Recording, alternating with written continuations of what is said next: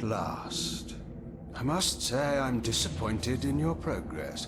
I imagined you'd be here sooner. Tell me, did it trouble you to murder your brothers? Did it trouble you when you ordered me into the abyss? Eternity is relentless, Raziel. When I first stole into this chamber centuries ago, I did not fathom the true power of knowledge. To know the future, Raziel. To see its paths and streams tracing out into the infinite. As a man, I could never contain such forbidden truths. But each of us is so much more than we once were. Do you not feel with all your soul how we have become like gods? As such, are we not indivisible? As long as a single one of us stands, we are legion. Our futures are predestined. Mobius foretold mine eons ago. We each play out the parts fate has written for us. Free will is an illusion. I found the tomb of Sarafan, Kain. How could you profane a priest by turning him into a vampire? How could I not? One must keep his friends close, Raziel, and his enemies even closer.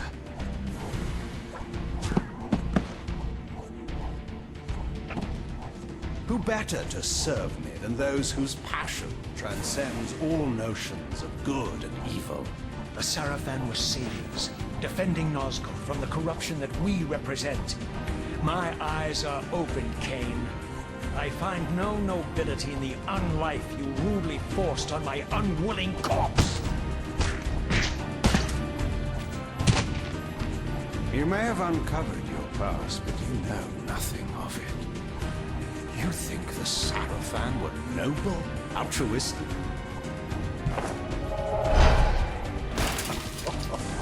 Oh, don't be simple. Their agenda was the same as ours.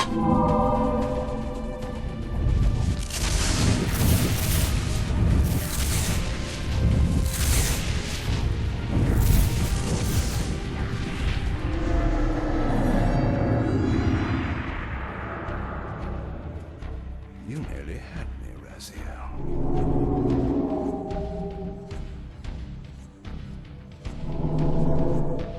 But this is not where or how it ends.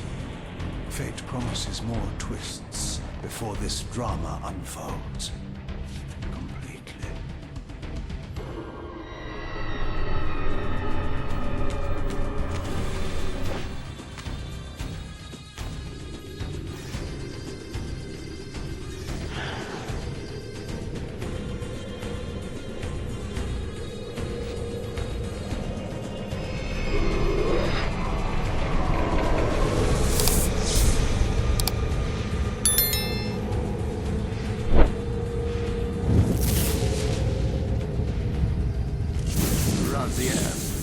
Redeemer and Destroyer, Pawn and Messiah.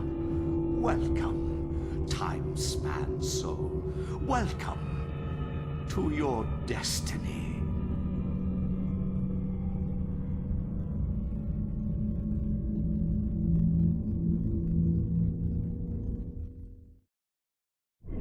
Where am I? Is the usual question. In your case, when might be more apt. Very well, you old snake. If you'd prefer I use my bare hands... Well, this is completely unexpected. This orb disables our vampire enemies, leaving them helpless and incapacitated. Strangely, it seems to have the same effect on that peculiar weapon of yours. But you must believe me. I mean you no harm. You can drop the benevolent facade, Mobius. I know who and what you are. I should kill you where you stand. Perhaps you should, my boy. But you don't. Are you so certain of that, Mobius? My role as Time Guardian affords me a certain level of omniscience, Raziel. No, you don't kill me. That honor belongs to your maker, Kain, some 30 years from now. You two are a pair. You're just as fatalistic as he is. Death comes for us all, Raziel. It's just a matter of time. How is it that you know my name? We have never met. On the contrary, Raziel, I know you very well. And it grieves me to see how cruelly Kain has used you. I knew you when you were one of the Sarafan Brotherhood, Raziel. We were even close. Oh, please. Fortunately, you need not love me now to be my ally. Are we within the stronghold of the Sarafan priesthood? Yes, but the glorious days of the Sarafan have long since passed, I'm afraid. This is a more cynical and indecorous age. My mercenary army now inhabits this stronghold. We strive to honor the memory of the Sarafan with our own humble crusade. Is this the vampire Vorador? Yes, the scourge of the Circle, the most depraved and decadent example of his whole degenerate race. He slaughtered 6 of my fellow Guardians as they cowered defenseless in this room. And you somehow survived this massacre? I and 2 others. The Circle was devastated. Only we 3 were spared. How convenient. You'll forgive me if I don't naively devour every scrap of information you toss me. You have a reputation for deceit. And who has slandered me so? Your malefactor, Kain? The one who betrayed and destroyed you? Our common enemy? Consider the source before you judge me too harshly. We'll forget about rekindling our old friendship then. But consider an alliance based on our common ground. We both want Kain dead. I can help you do it. You don't want to meddle in this, old man. I know all about your sordid little schemes, but you're simply out of your depth on this one. You underestimate me, Raziel. Let me show you. Even now, Kain is lying in wait for you, unaware that I've snatched you out of the time stream and brought you here to me. See how he lingers at the very pillars he is destined to destroy, foolishly confident that he has eluded your grasp. The pillars are still standing in this time. Yes, Raziel. They are the embodiment of the divine force which preserves the life of our world. We who serve the pillars maintain their delicate balance, and Kain is destined to be the fulcrum upon which that balance turns. I believe you have already endured the wasteland wrought by his terrible, selfish decision. Kain's very existence is a cancer upon this world. As long as he lives, all of Nosgoth is in peril. You may never again be human, Raziel. But you can re-embrace the essence of your humanity and the nobility of your Sarafan heritage. Go to him, Raziel, and end this. But first, you will need to find your way out of the stronghold, and in this, I'm afraid I cannot help you. My soldiers will not understand your appearance here. They will try to kill you. You needn't fear them, of course. They're no match for you. Try to keep the casualties to a minimum. But do what you have to do. All great movements require a few martyrs.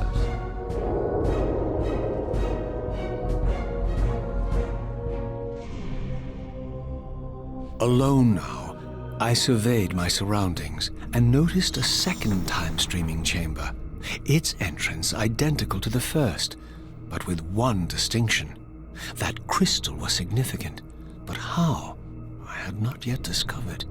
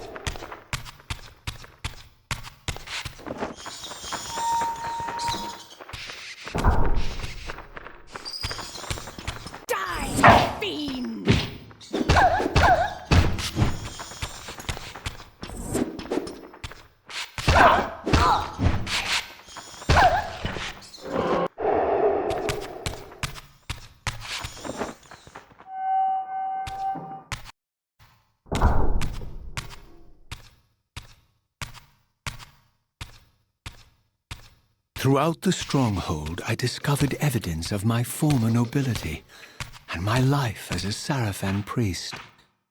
This was the heritage so foully stolen from me when Kain raided my sacred crypt and defiled me.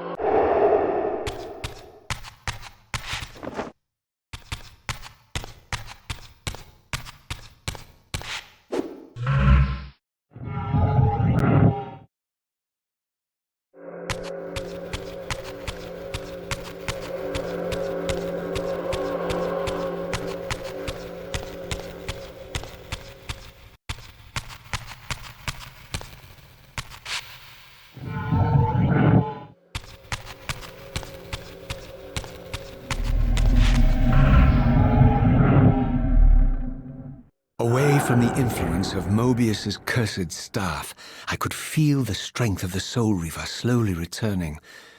If that orb was as debilitating to vampires as it was to the blade, it gave Mobius a powerful advantage over his enemies. I finally understood how Mobius's crusade could decimate the vampires so successfully. If he could immobilize his enemies, they were at his mercy. But why, I wondered, would the staff have any effect on the Reaver?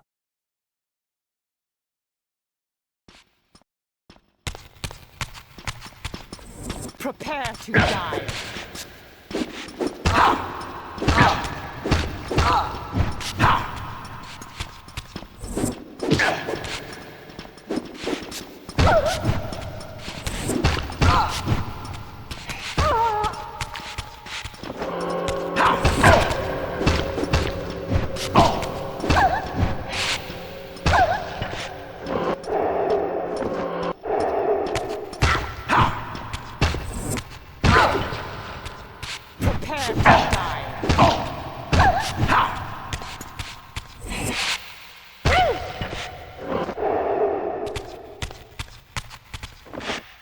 As I neared the stronghold's inner sanctum, a strange sensation crept over me.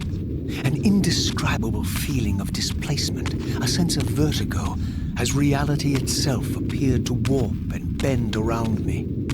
The disturbance seemed to emanate from the sanctuary's furthest chapel. As I cautiously approached, the sense of dislocation intensified with each step.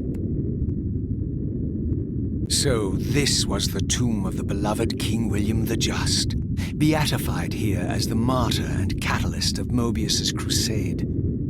I was reminded of Kain's journey as a fledgling vampire, how Mobius coerced him to travel back in history and assassinate William, thus igniting a genocidal hatred of vampires among the citizens of Nosgoth.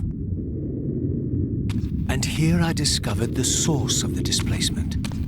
The Soul Reaver itself, laid out like a holy relic, and broken, apparently in the battle between William and Kain. I had not thought such a thing was possible, until, of course, Kain shattered the blade against me when he tried to strike me down. Thus, the captive spirit inhabiting the Reaver was released, and binding itself to me, became my symbiotic weapon. And so the Reaver met its former self, still imprisoned in this corporeal shell. I watched, mesmerized, as the wraith blade uncoiled itself and snaked down the length of the physical blade.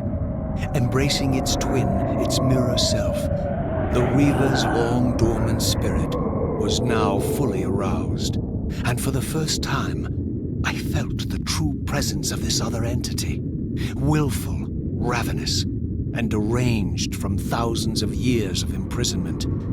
The Reaver was now in command, and I, now merely its helpless host, felt my soul being leeched to restore the blade. But the Reaver knew better than to destroy its host, and just as I neared the brink of oblivion, the blade released its hold on me. As I recovered, I realized we were now bound together in a fragile alliance. The Reaver no longer merely my symbiotic weapon, but a sentient parasite competing for control. What have you done to me, Mobius? Is this your trap? How mine? Don't forget it was Kain who led you here, not I. While you curse me, the only soul in Nosgoth ready to guide and assist you, Kain laughs at our folly and revels in your dismay. These blades, now coiled in sinister embrace, have inspired terror in the hearts of creatures far more durable than you, old man. Bound together as they are, I can only imagine what they could do to your soul's fragile shell. Raziel, I beg you to stay your hand. This was none of my doing. I have sought only to aid you in your righteous quest. Why, you're trembling, Mobius. Has your confidence abandoned you? You seem to have made a fatal error by leaving your precious staff behind. Is that where all your courage comes from? Listen to me, Raziel. You don't know what you're doing. I have taken an enormous risk by appearing here before you, so defenseless, yet eager to prove my good intentions. If there's anything left of the Seraphim in you, you won't do this. While you threaten me, your true enemy eludes you. Don't concern yourself with Kain, old man. He'll join you in hell soon enough. As you said, death comes for us all. Yes, the wheel of fate demands it. What did you say? The wheel of fate. The inexorable cycle of death and rebirth to which all men are compelled. We serve the same God, Raziel. To strike me down would be striking God's own attendant. And I don't believe even you would take that risk. I tire of your games, Mobius. Now that I know you fear me, I needn't concern myself with you. Kain is waiting for me. Go then, Raziel. Seek Kain out and destroy him in the name of the one God we both serve. You, who were once a Seraphim priest, murdered, profaned, destroyed, and reborn again from his mercy, you are now most powerfully equipped to be his agent, his instrument of restoration and retribution. My own vengeance is motivation enough.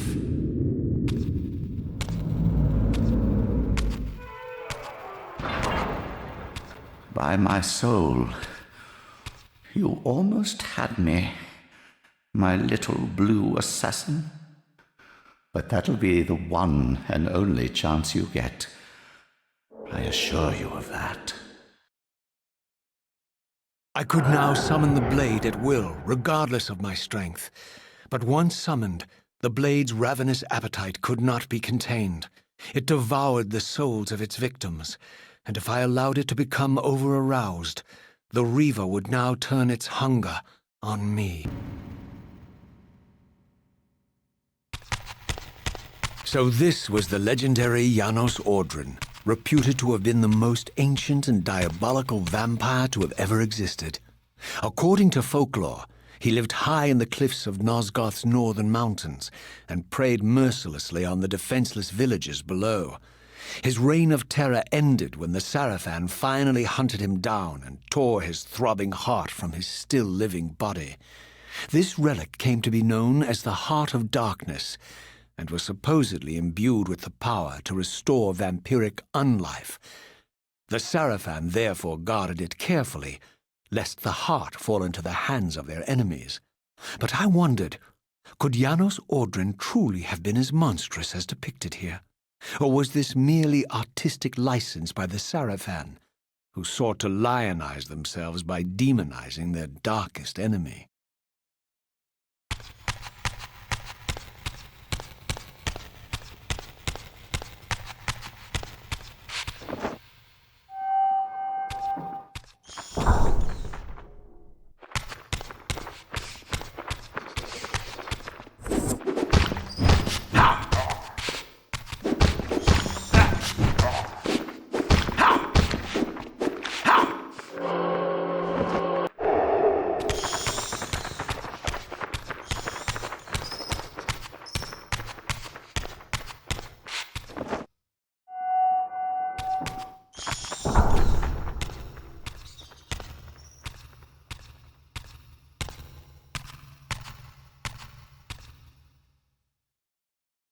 Strange how my history came full circle.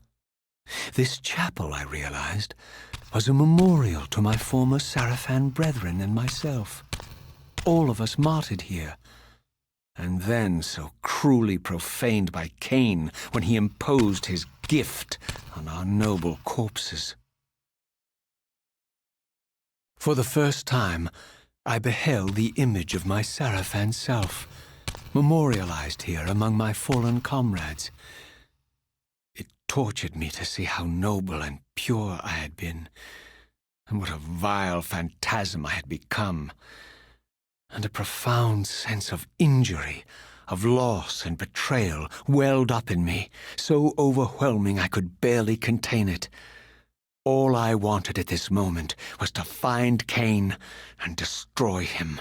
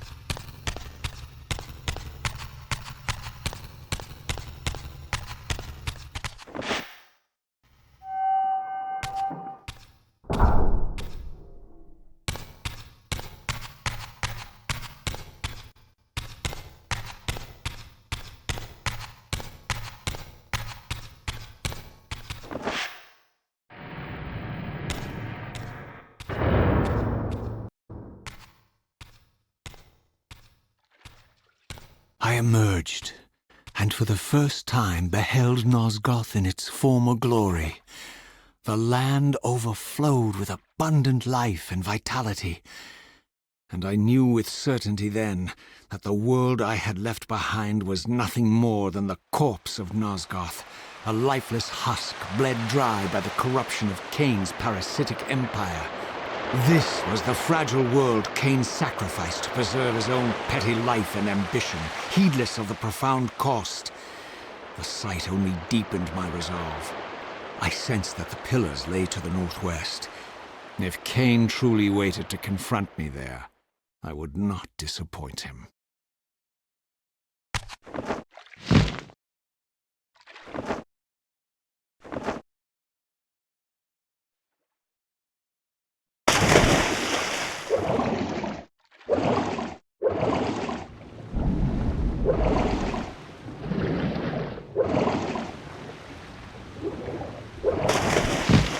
As I passed this arcane landmark, a wisp of the Reaver's energy was drawn into the ring, illuminating it.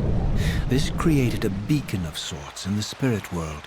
If ever I found myself depleted in the spectral realm, and my soul tossed on the ethereal winds, these beacons would draw me back to safety and restore me.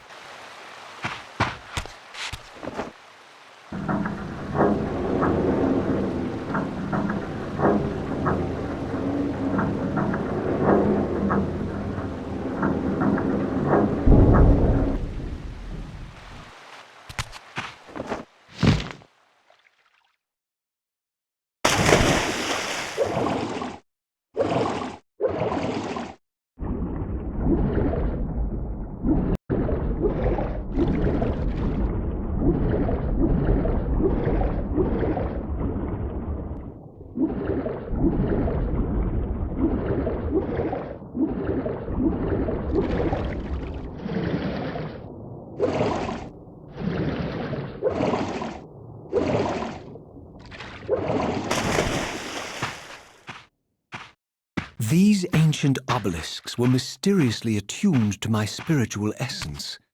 By simply touching the symbol, I could safely preserve an imprint of my soul, and thus create a milestone to which I could return when weary, and from which I could resume my journey.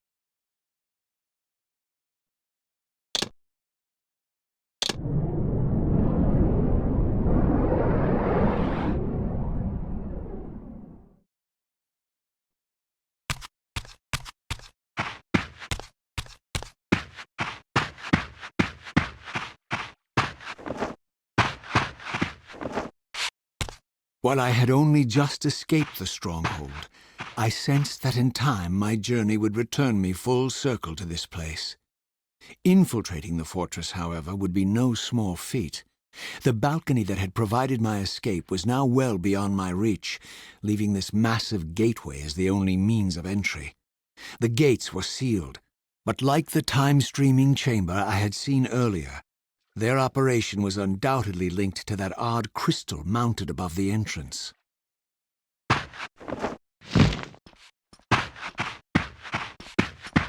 Seize him! Die, fiend!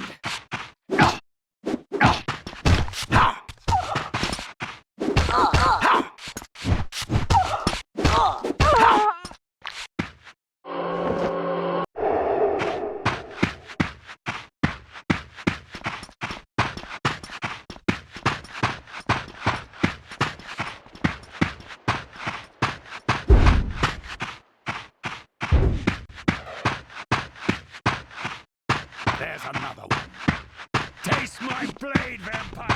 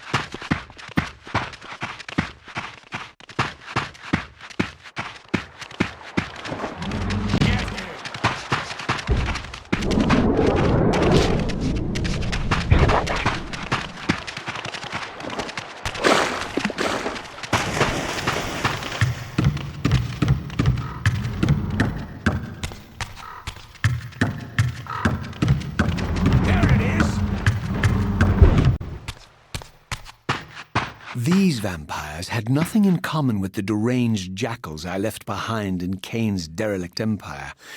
They seemed to retain much of their former humanity. In this era, vampires were clearly not the uncontested predators we had been. These creatures were hunted mercilessly and oppressed. And while I still believed that vampirism was a plague and had to be wiped out, there was nothing noble or righteous in this crusade. This was simply ruthless persecution.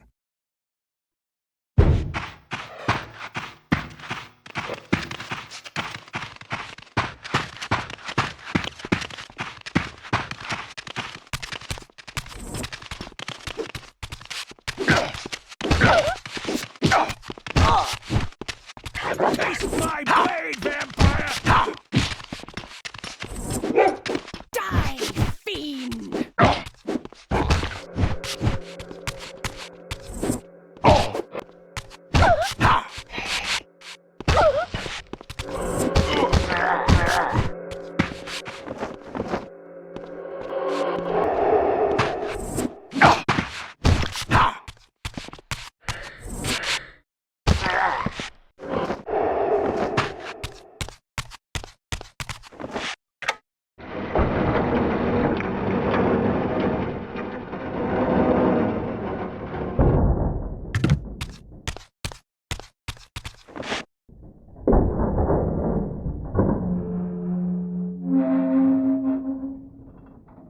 The pillars of Nosgoth, pristine, whole, and uncorrupted.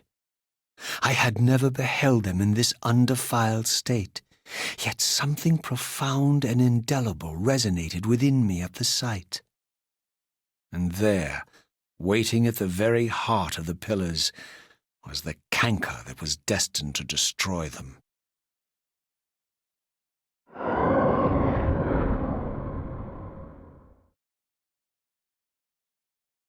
I know you're there, Raziel. Mobius led me to you, Kain, though I might have guessed you'd meet me here. And if Mobius told you I was hidden on the underside of hell, would you throw yourself into oblivion to pursue me? Mobius trawls for the ignorant and unwary, hauling his gasping prey from the streams of their destinies. Stay out of his net, Raziel. Spare me your elaborate metaphors, Kain. I have pursued you here for one purpose. You will pay for your betrayal, and balance will thus be restored to Nosgoth. And whose will is satisfied then? The will of Raziel or Mobius? Would I be better manipulated by you, Kain? Now, turn and face me. The chase is over. This isn't a chase, Raziel. We are merely passengers on the wheel of destiny, describing a perfect circle to this point. We've been brought here for a reason. I've seen the beginning and the end of our story, however, and the tale is crude and ill-conceived. We must rewrite the ending of it. You and I. Face me, Kain. Even you shouldn't die a coward's death. Isn't it customary to grant the condemned a final request? I recall no such courtesy from you. Indulge me, Raziel. All I ask is that you listen. This is the sublime moment of our undoing, Raziel. The ineffable fulcrum upon which swings the entirety of our history. This is where all of Nosgoth is betrayed. In this instant, Ariel, the Balance Guardian, is murdered by dark forces bent on overthrowing the pillars. Her spirit is just now tearing free, lost in the ether, trying to find its way here. You have already seen how she comes to haunt these pillars. Bound here by your refusal to die. You are the reason this land becomes diseased. As long as you remain alive, you condemn Nosgoth to an eternity of decay. Be still, Raziel. See this. As Ariel dies, I am being born to take her place as Balance Guardian. Such is my destiny. My God.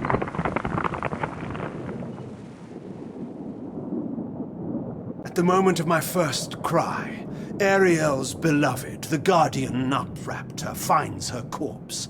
Racked with grief and tormented by suspicions of treachery, Nutraptor plunges into a madness which overflows and infects all of the Guardians who are symbiotically bound, including me.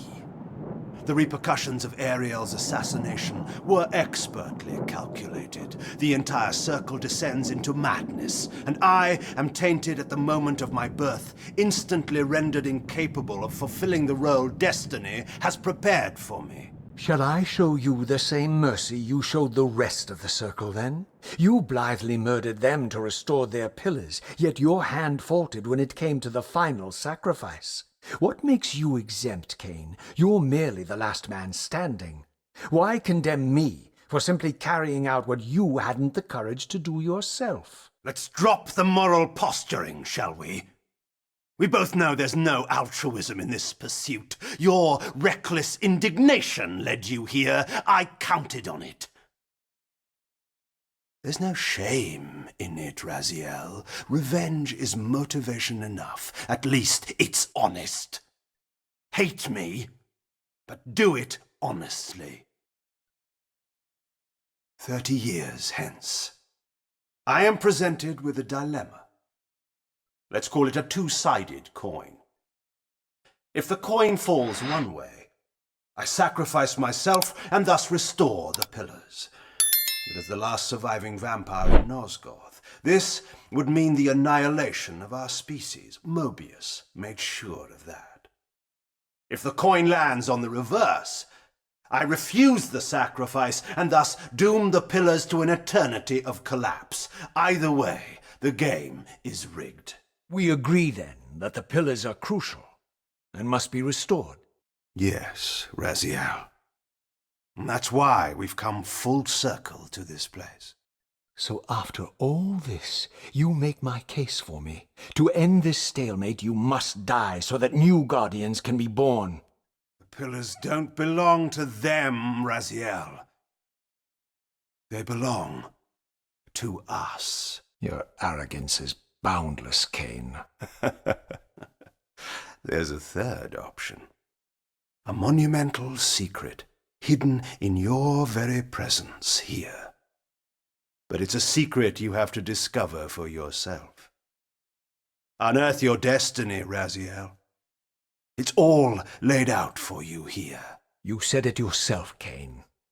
There are only two sides to your coin. Apparently so. But suppose you throw a coin enough times. Suppose one day it lands on its edge.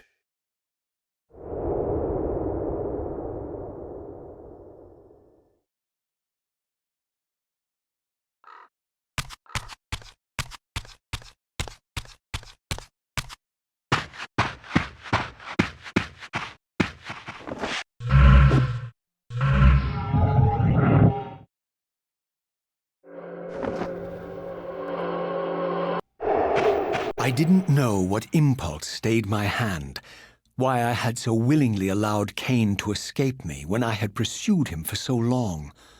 I had no reason to trust Kain after he had valued me so little, and yet I found myself intrigued by his words. I had been too cruelly used to so gullibly play his pawn, but if this world truly had secrets to divulge, I was determined to expose them.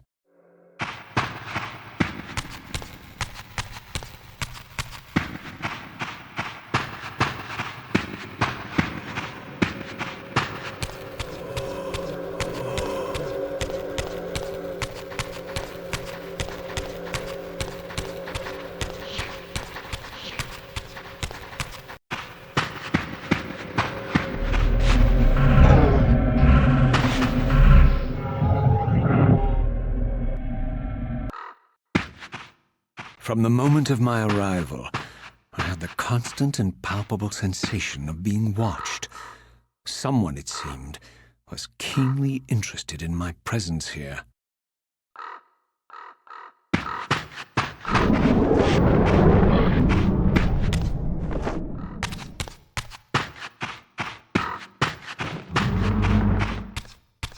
From the look of it, this door had been sealed for centuries.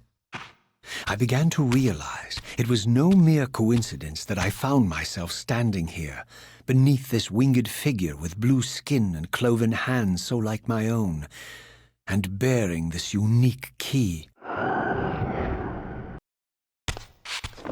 And so it was with a sense of gravity and trepidation that I unsealed that ancient door and crossed the threshold.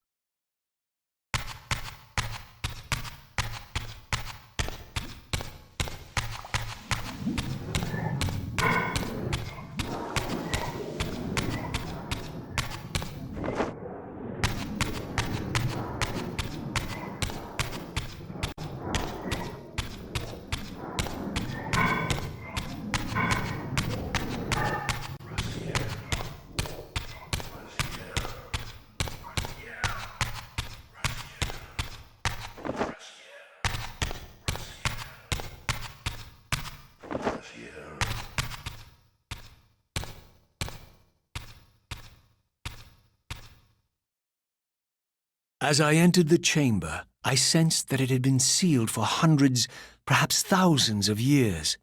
And while this room was clearly built when the pillars were erected, I knew that no human hand could have shaped this place, and that perhaps it had never been seen by human eyes.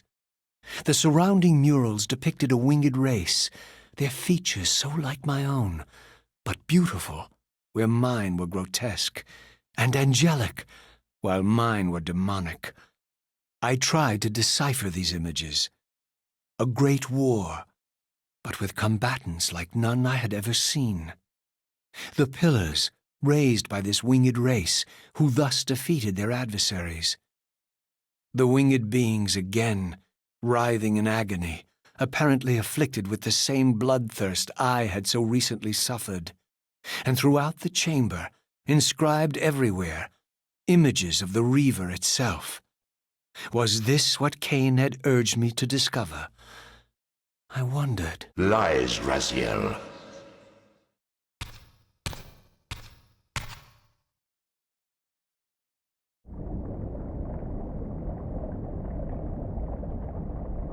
Do not be deceived. Ah, my ancient benefactor. And I dared to hope we had parted ways forever. Your silence was refreshing while it lasted. No doubt you have a conveniently inexpressible reason for your presence here? Do not be insolent, Raziel. I am eternally present here and everywhere, now and always. I am the still center of the turning wheel, the hub of this world's destiny. But perhaps not so omnipotent as you'd have me believe. Your hold on me appears to be tenuous. I no longer seem to need you. Yet I'm guessing you still need me. This impudence is unworthy of you, Raziel. Do not forget that you have a task to fulfill here. You are indebted to me. Indebted? You would have me show gratitude for a gift I didn't ask to be bestowed? Do you forget that you forced me to inhabit this vile carcass? I restored you to yourself, Raziel. It was Kain who destroyed you. The very enemy you've just let slip through your grasp. Do not fail me, my servant. I serve no one. Not you, not Kain, and not your lackey Mobius. Mobius is my good servant. I have many. And if I tell Mobius that he's worshipping a giant squid, do you think his faith will falter? You have grown willful, Raziel. But beware. To embrace a serpent is to invite poison into your heart. Kain is a sinuous beast. He will seduce and deceive you. You pride yourself on your free will, yet you let that degenerate deter your resolve. I harbor no illusions about his integrity, nor anyone else's. In fact, I am beset by manipulation on all sides. I merely seek the truth. These are the fathomless truths, Raziel. The agony of birth and death and rebirth. This is the wheel of fate, the purifying cycle which sustains all life. Vampires are an abomination, a plague which leeches this land of its spiritual strength. They obstruct the flow of life and death. Their souls stagnate in their wretched corpses. But the wheel must turn. Death is inexorable and cannot be denied. Your destiny is irresistible, Raziel. You are my soul reaver, the scourge of the vampires, reaper of their apostate souls. Remain steadfast, end the vampire's parasitic curse, and restore Nosgoth. Kain's blood belongs on your hands. Kain indeed deserves to die for condemning me to this repugnant form, but if and when I kill him, it will be for me alone to decide. Kain destroyed you without a flicker of remorse. He tore the soul from your noble corpse, and after you had served him faithfully for 1,000 years, he discarded you in the abyss on a jealous whim. Remember your rage, Raziel. Let it guide your hand.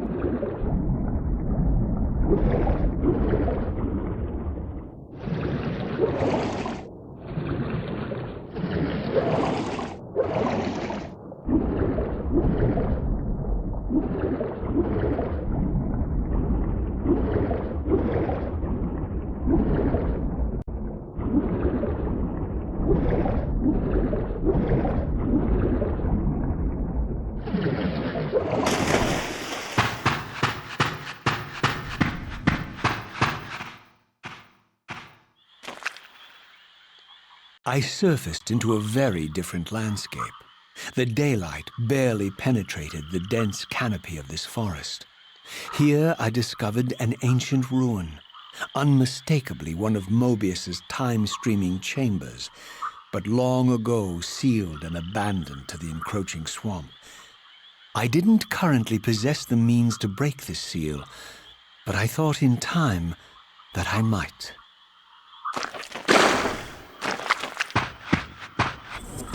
Prepare to die.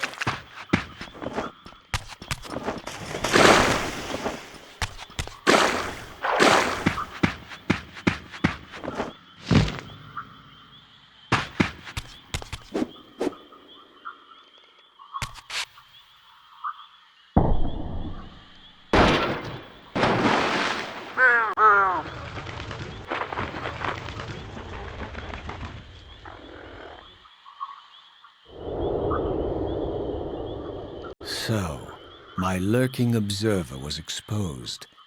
The creature vanished when he realized he was discovered, but I caught a glimpse of him, and his features were distinctive enough. This was the vampire Vorador, the monstrous assassin depicted in the stronghold. Strange that a creature brazen enough to assault the circle single-handedly would avoid confronting me. Very well. If Vorador would not come to me, I would go to him. But first I needed to find some means of reaching that terrace.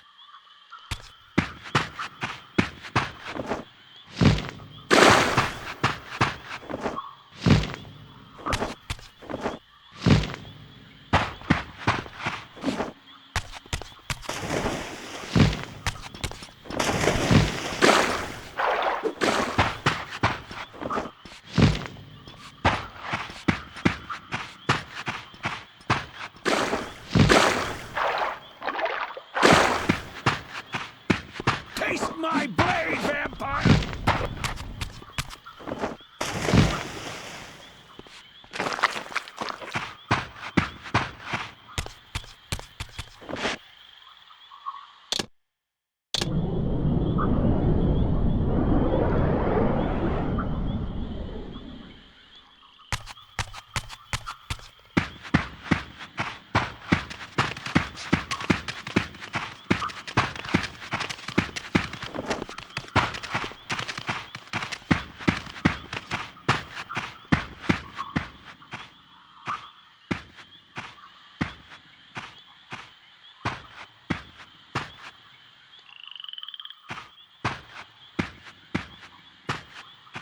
There appeared to be a passage here, leading northward into the mountains.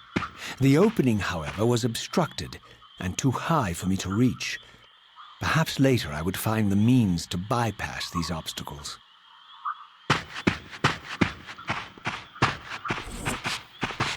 Oh!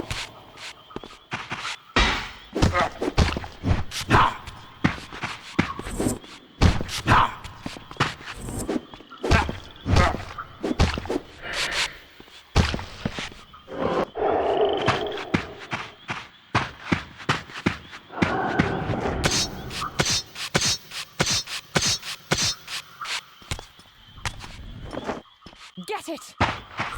Oh!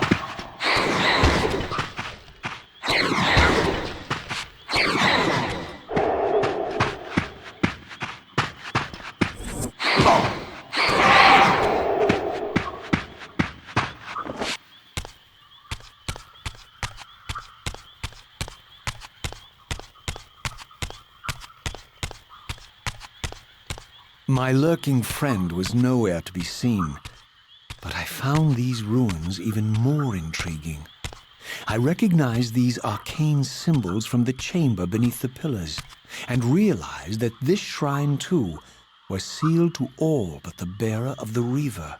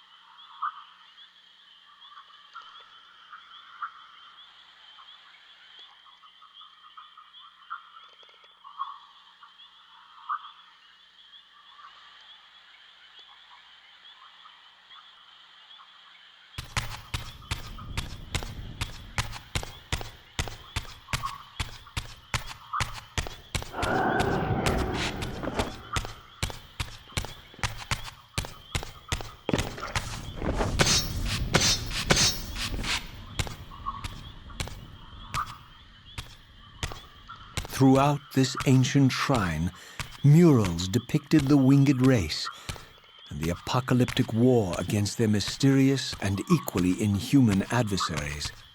These winged beings, it seemed, were not only the architects of the pillars, but of this enigmatic place as well. And just as in the pillars' chamber, this shrine was adorned throughout with imagery of the Reaver, depicted with the reverence of a holy icon.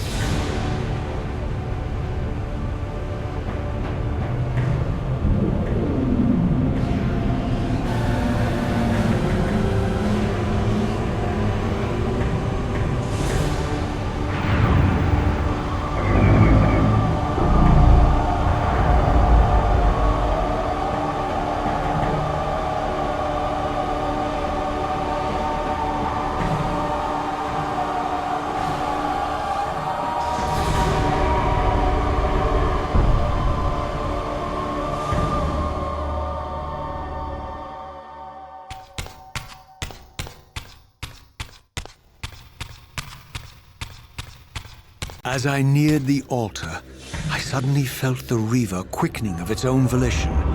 Just as in William's chapel, the balance of power tangibly shifted. Voracious and willful, the Soul Reaver was now in control, and I, merely its helpless puppet. The Reaver plunged itself into that mysterious altar, and devouring the energy that emanated from within, drained this place of its power. Thus sated, the Reaver released me, and I realized as I recovered control that these ancient shrines were forges, each purpose-built to enhance the Reaver with elemental power.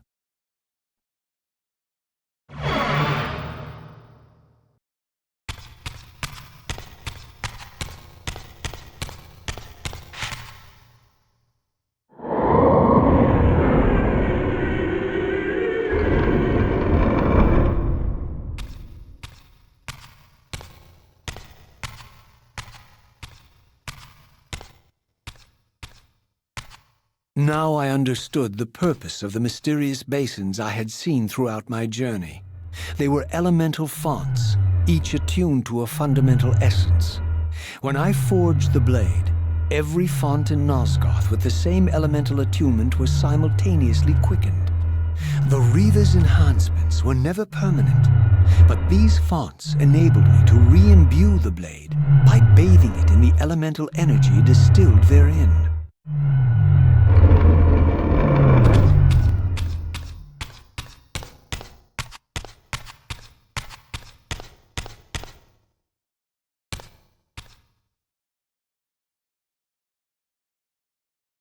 Concentric circles, one eclipsing the other. I recognized this symbol from the door sealing that other ancient shrine, the one I had seen in the lake outside the Sarafan stronghold.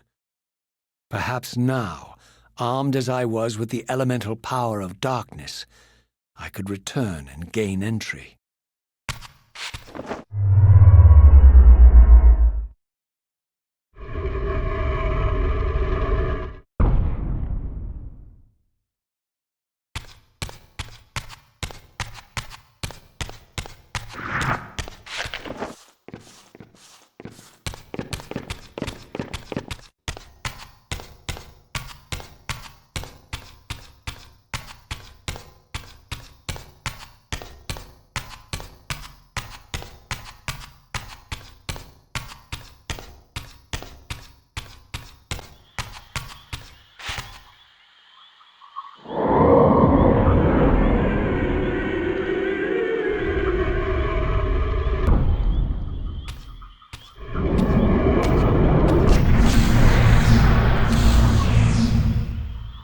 You're a ragged excuse for a savior.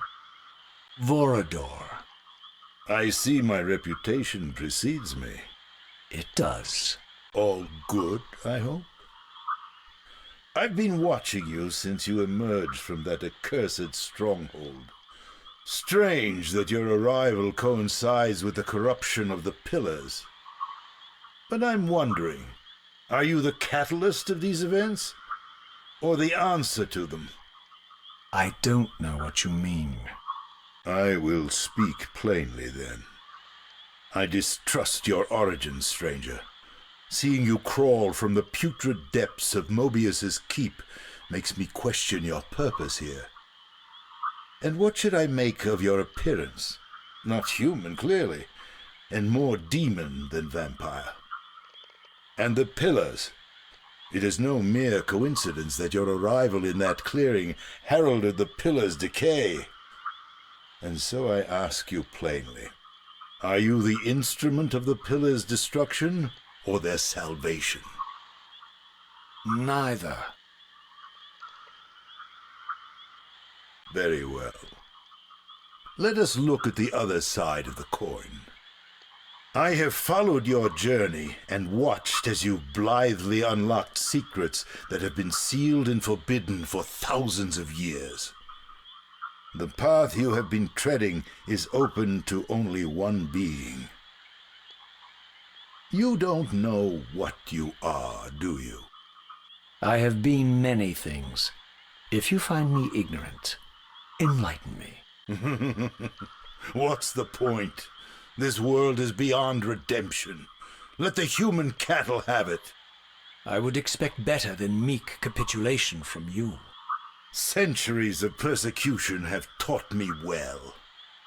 500 years ago, our race was nearly exterminated by the fanatical crusades of the Seraphan. And now the same sick drama unfolds again. In merely a decade, Mobius's cutthroat citizen army has nearly accomplished what the Seraphan could not. Vampires meddling in the affairs of men. Look where it's brought us. What am I to make of these secrets I've uncovered, then? The depictions of the winged race, the pillars, and the Reaver. Fairy tales, boy. The delusions of an ancient culture clinging to hope long after the world had discarded them. Their bloodline trickled away, until only one of the ancients remained, sustained solely by obligation and his unfaltering faith in the old prophecies.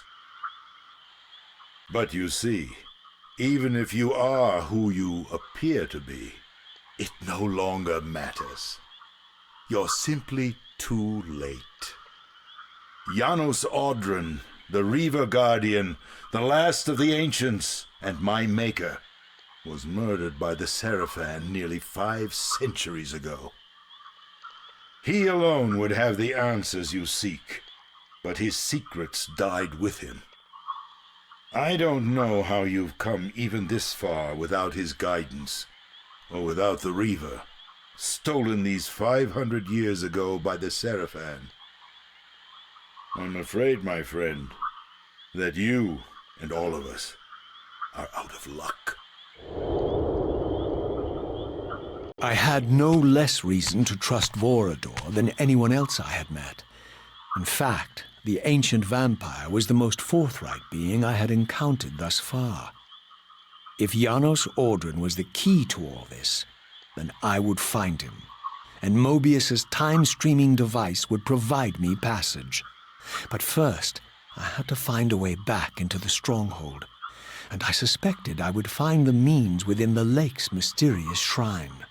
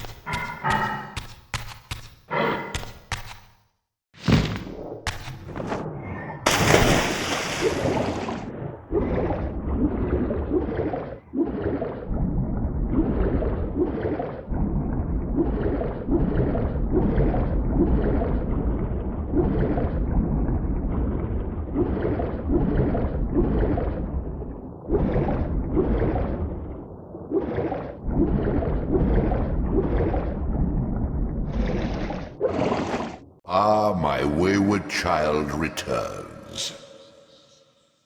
Having unearthed more than you'd like, I suspect. What am I to make of these ruins that litter the land, and these images here in this chamber? Merely the deceits of a failed civilization. You are being misled, Raziel. This ancient race hoped to manipulate the future with these scrawled misdirections. You must tread carefully. There are dark forces at work in this world, bent on subverting your true destiny. I have no doubt of that. The question is, am I in their presence right now? Your arrogance will spell your demise, Raziel. Deny my will, and the arc of your destiny will reach a sudden conclusion. Your threats are unmoving. Even now, I'm beyond your reach. My reach is longer than you realize. This is a very dangerous game you're playing, Raziel.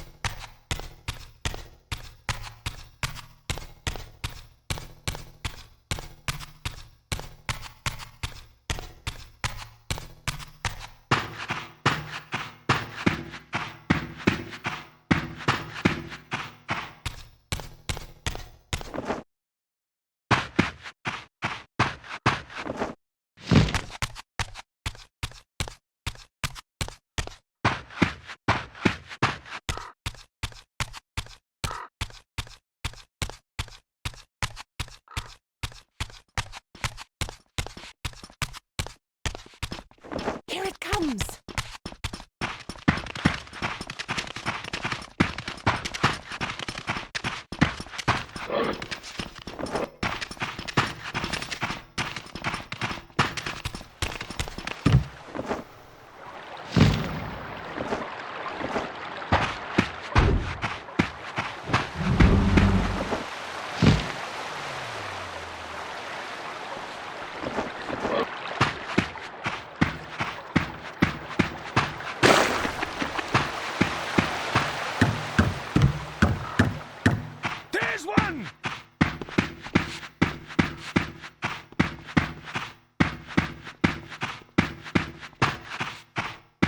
Here it comes!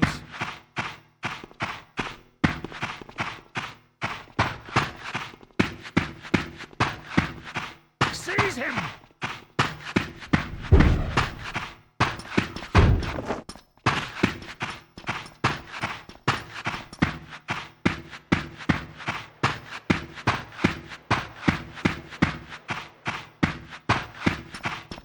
Die, fiend!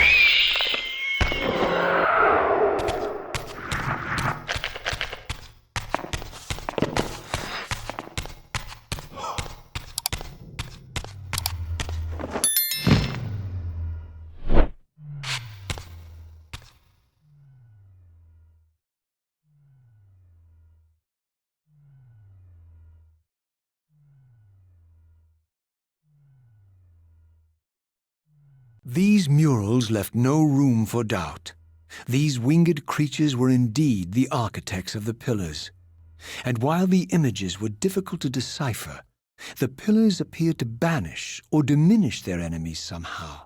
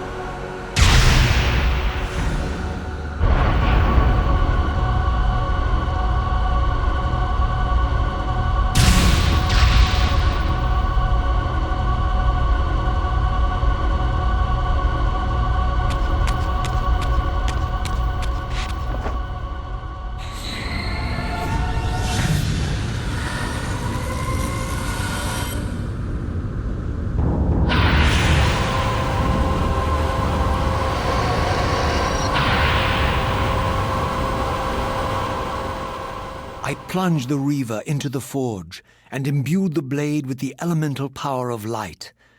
Thus armed, I now had the means to re-enter the stronghold and finally use Mobius's time-streaming device to accomplish my own ends.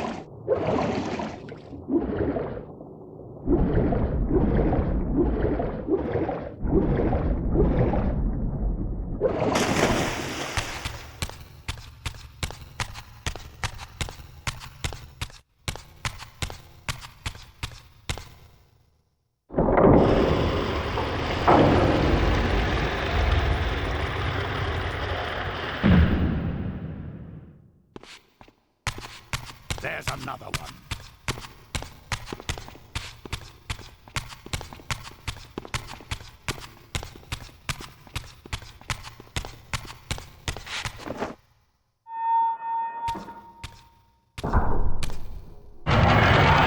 Arms!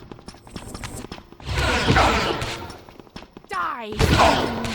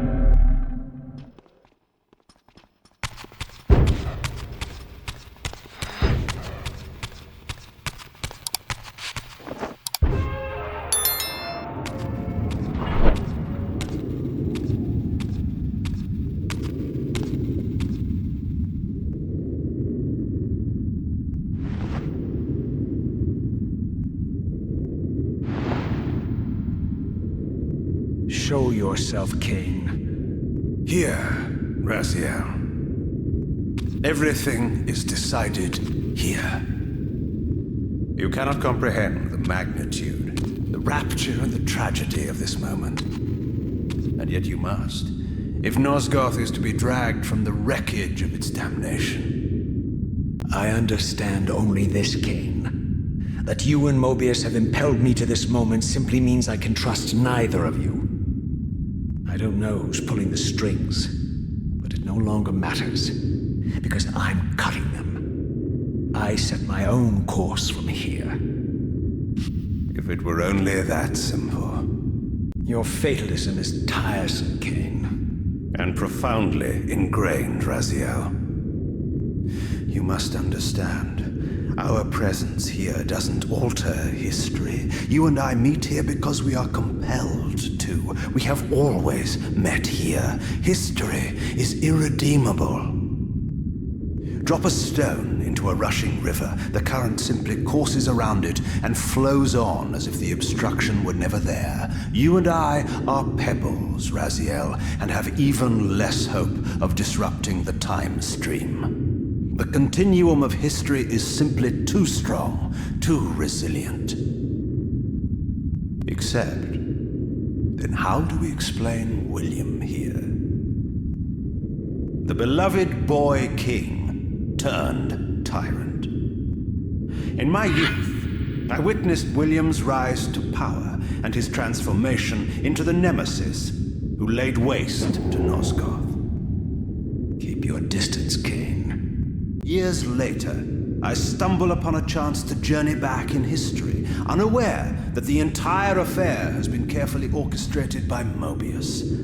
In my wisdom, I seize this opportunity to murder the young king before he can ravage Nosgoth, and thereby provide the catalyst Mobius needs to ignite a genocidal war against our race.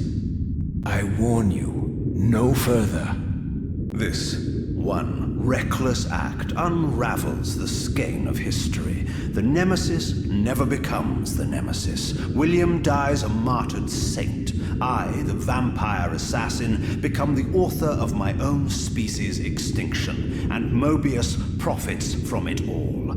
I destroyed a tyrant only to create one far worse. But how can it be so? How, if history is immutable? The answer is here in this room, Raziel. Mobius propelled William and me together, but ensured first that we were both armed with the Soul Reaver. The Reaver is the key. Two incarnations of the blade meet in time and space. A paradox is created, a temporal distortion powerful enough to derail history. Is this your sorcery? Not mine, Raziel. Yours. You have nothing to fear from me, Raziel. You hold all the cards.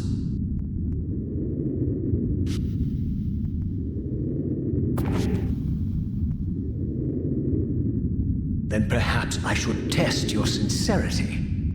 If what you say is true, you should be terrified. I could kill you here and now. And so you do, Raziel.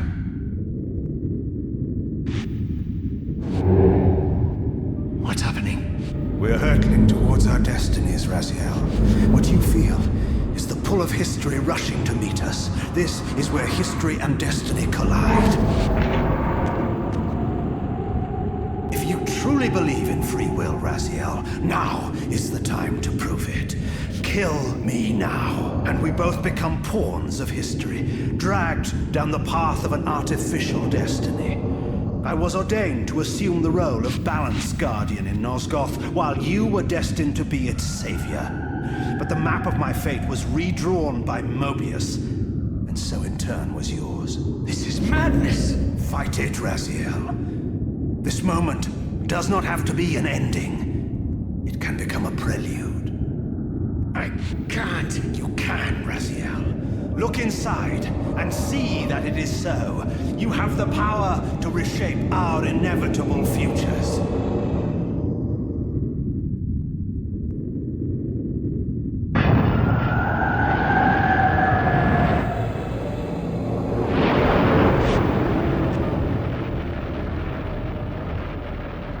Poor William.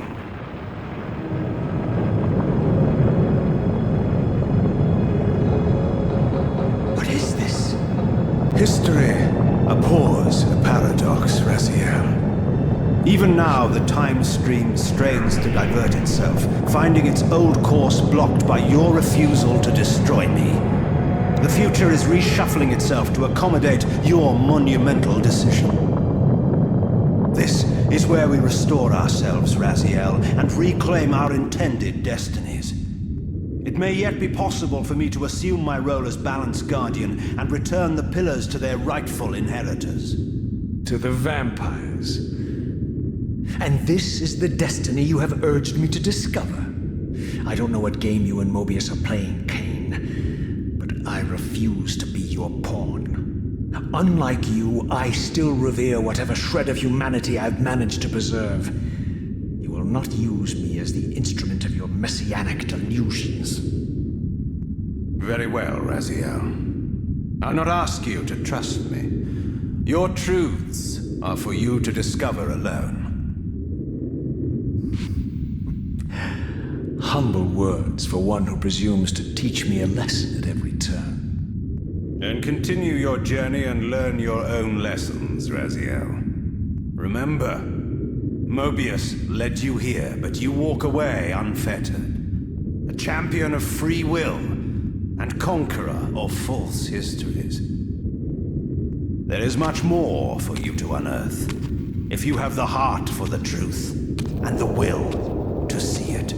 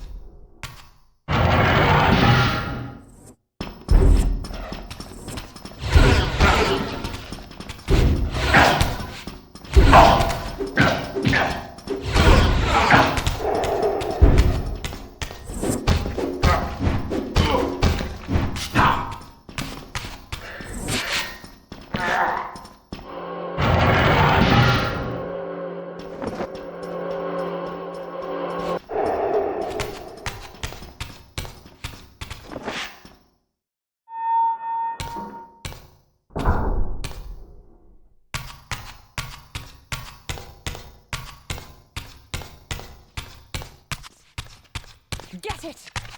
Seize him! Here it comes.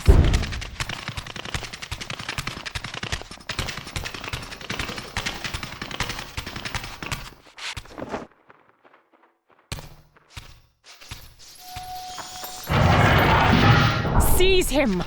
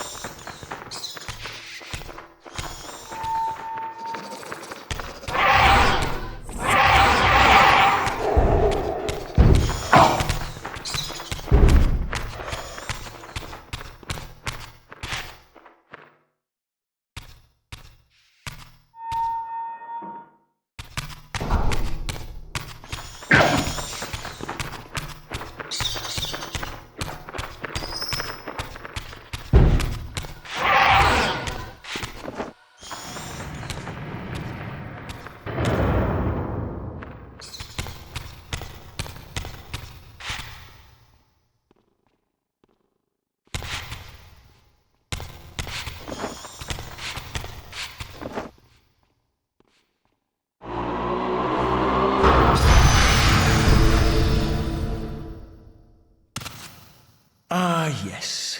I like that look on your face, Mobius. You really don't know what to do now, do you, old man?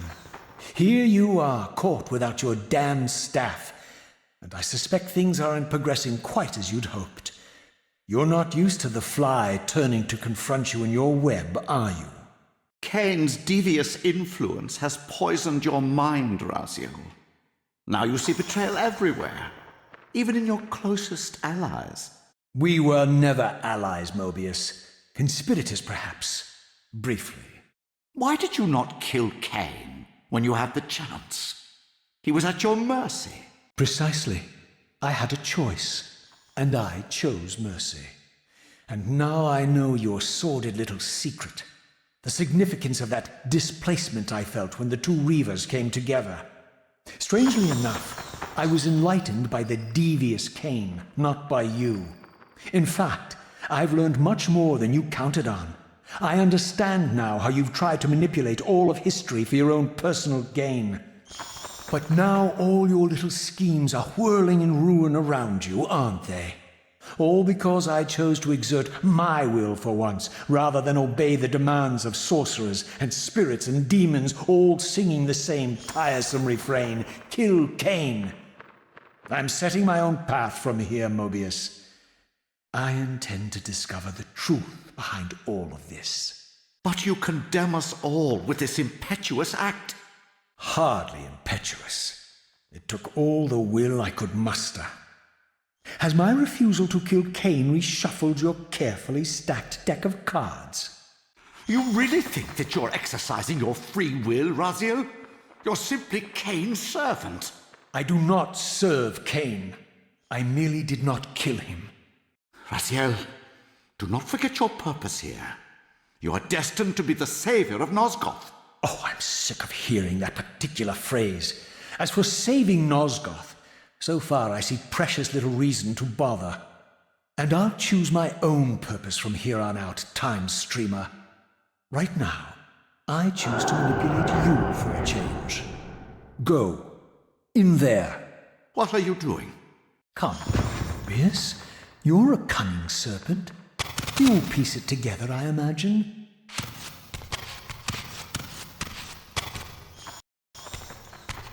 This error is of no further use to me. You will operate this device to provide me passage. I want to see the world in a simpler time, before the Sarafan began their crusade. And what about Kain? You're leaving your core behind. You kill him if it's so damned important. You need only touch the two poles of the switch, and the device will transport you. But I urge you to reconsider. You've lost your powers of persuasion, old man. Rot here and forget me.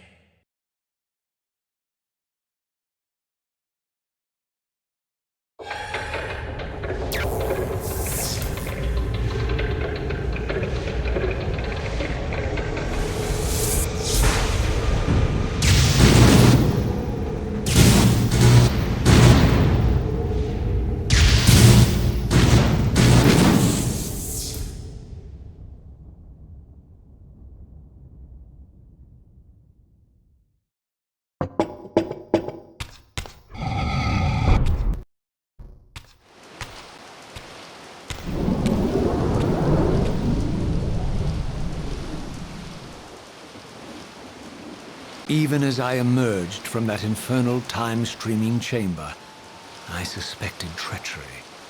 The stronghold was vacant, derelict, and abandoned.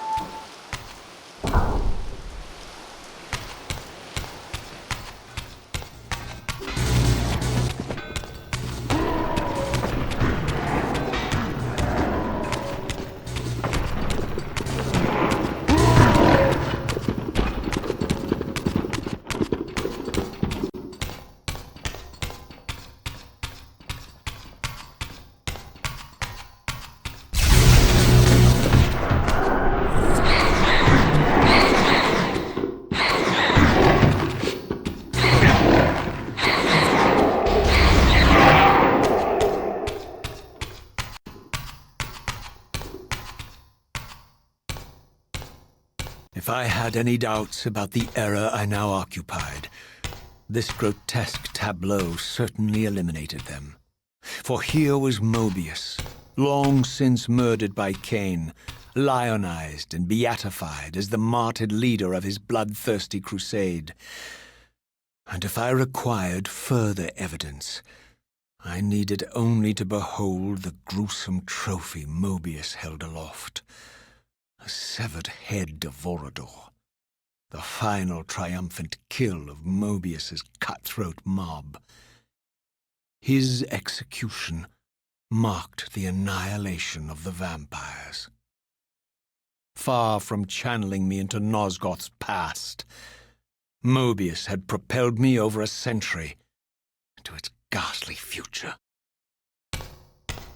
The intent behind this little detour was unmistakable. Having failed to make me his obedient assassin, Mobius intended to keep me ignorant of my true destiny, which clearly lay in Nosgoth's past. While his deception only reinforced my purpose, Mobius had effectively stranded me here. This left me no course but to explore the era I now occupied and see what changes the century had wrought, following Kain's ill-fated decision. Perhaps time had cleared a path for me into the mountains, where I might unearth more clues behind the mystery of Janos Audron.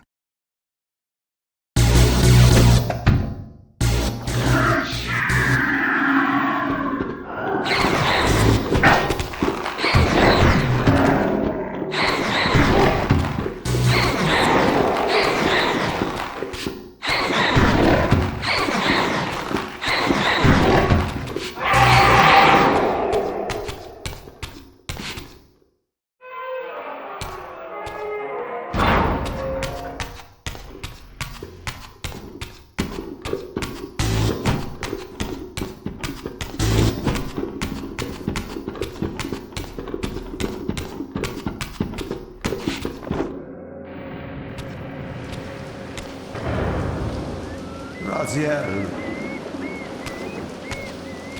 What pathetic charade is this now, Mobius? No charade, Raziel. Only the entreaties of this martyred spirit. Your pleas mean nothing to me after all your deceit. You have propelled me into Nosgoth's future, Mobius, and left me stranded here. I am truly sorry, Raziel, but it was necessary. Consider it the last valiant act of a doomed man. You have strayed from your purpose, and now behold the result. Gaze upon the wasteland you and Kain authored together. I fail to see how I'm responsible. You spared Kain, and by doing so, you have released a multitude of horrors upon this world. I can accept that Kain has murdered me, Raziel. As the Time Guardian, I foresaw that incident long before it occurred, and I take some small comfort in the fact that Kain remains the sole survivor of his vile breed. But you have single-handedly made my sacrifice meaningless. Your argument is disingenuous, Time Streamer. I cannot see how killing or sparing Kain's future self would alter these events. This wasteland was created by Kain's original refusal at the Pillars. And amidst all these twists and turns, that event has never changed. You are cunning, Mobius. I think you've gotten tangled in your own web. As Kain clings to his precious seat of power, the Pillars sink into a mire of decay, dragging all of Nosgoth down with them. I don't think this has anything to do with the Pillars, or Kain's failure to sacrifice himself. I think you're simply afraid, because you don't know what he's up to. He's a wild card, isn't he? And you don't want his influence in your game. Which is why you wanted me to eliminate him. Well, now that he survived, you have no idea what's coming, do you?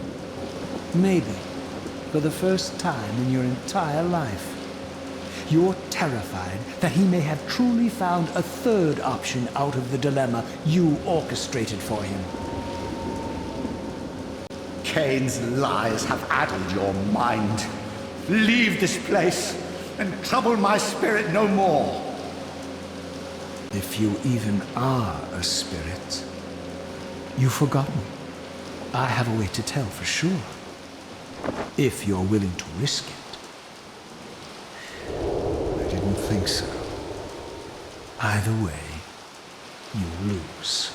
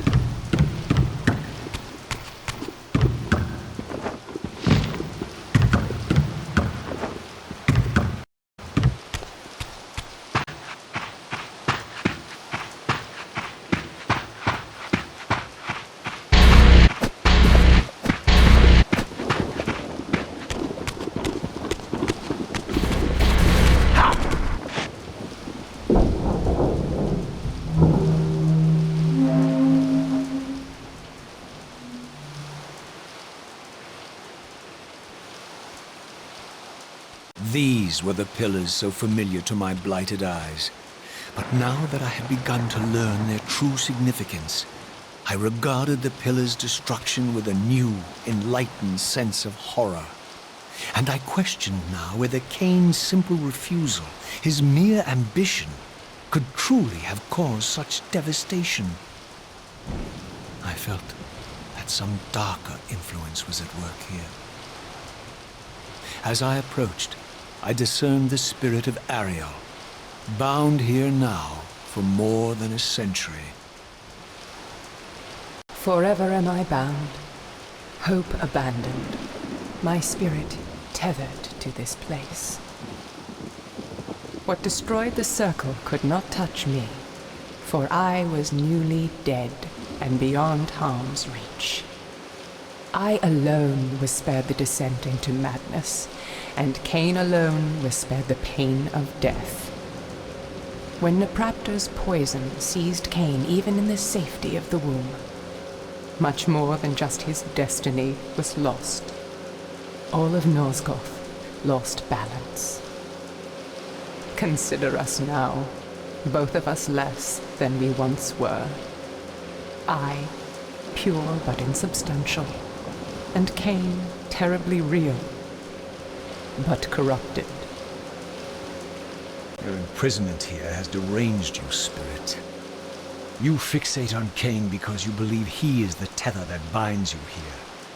But we both know he is not the author of your agony. The pillars were subverted by dark forces, invited by the Guardians themselves. The more I learn of your circle, the more I see a tangle of nested manipulations. Kain handed them their victory. They sought to topple the pillars, and he was their willing instrument. Or was he their unwilling pawn? Would it blunt your wrath to know that Kain's dilemma was calculated to bring the pillars down, regardless of the choice he made? And that the devastation would have been even greater had he chosen the path you would prescribe for him? You are a subtle, deceitful creature. But your clever arguments do not absolve Kain. He must die for the pillars to be restored. There is no other way. Then consider this more ominous possibility. What if Kain's death does not restore the pillars?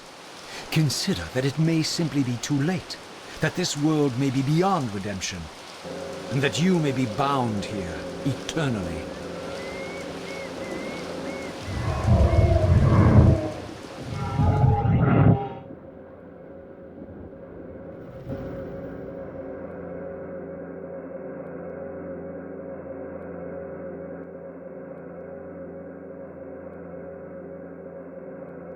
Why do you hound me, demon? You can see that I am captive here. Show me some mercy. Like the mercy you showed your fellow Guardians when you set Kain on them? Or the mercy you showed Kain when you kept him ignorant of his destiny while you used him as the scourge of the circle? Or perhaps like the mercy you showed your beloved Napraptor when you made him Kain's first kill? You are cruel. Why do you torment me? I'm merely looking for answers, Ariel. Very well. I'll leave you in peace. But know this about you and this purgatory from which you long to escape. You're merely at the threshold.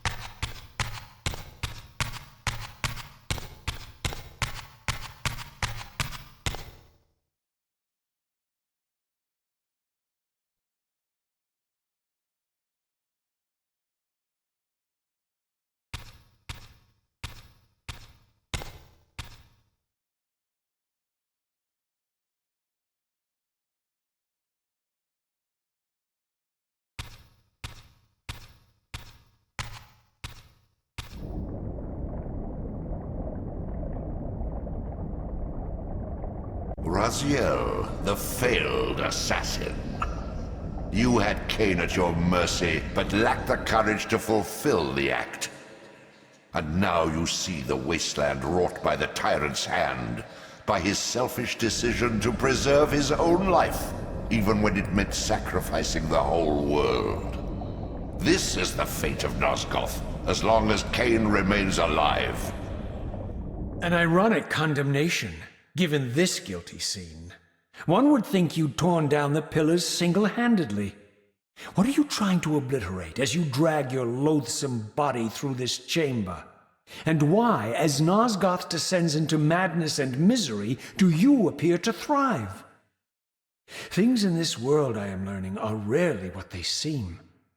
You, apparently, are no exception. I am the engine of life, the source of Nosgoth's very existence. I am the hub of the wheel, the origin of all life, the devourer of death. Or maybe you're just hungry. Could it be as simple as that? Wouldn't that be poetic irony? The great adversary of the vampires turns out to be the biggest parasite of them all. Do not test my patience, Raziel.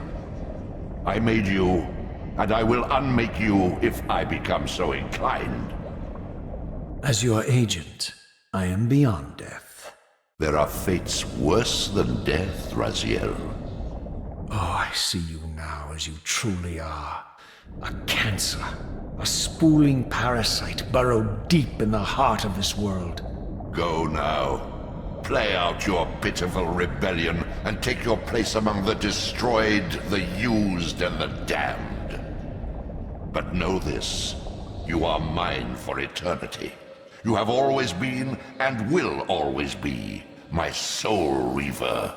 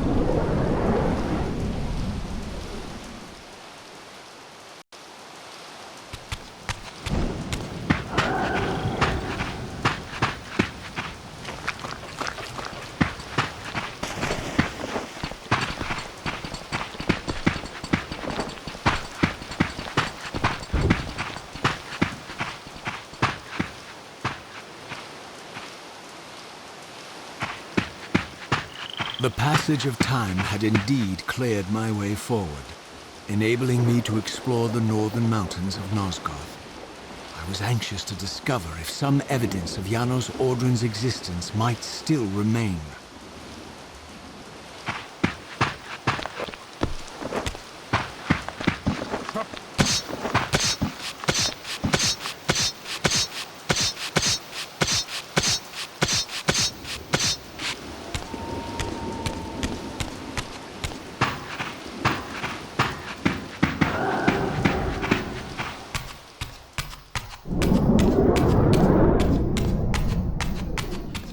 Seize him!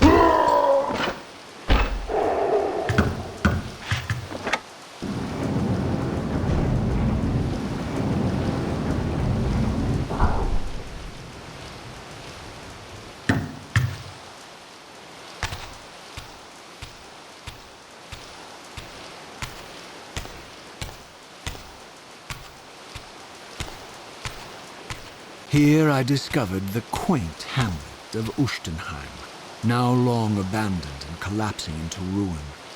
Legend claimed that Janos Ordren terrorized its villagers until the Sarafan hunters ferreted him out and destroyed him. If there was any truth to the old tales, the lair of the infamous vampire could not be far away.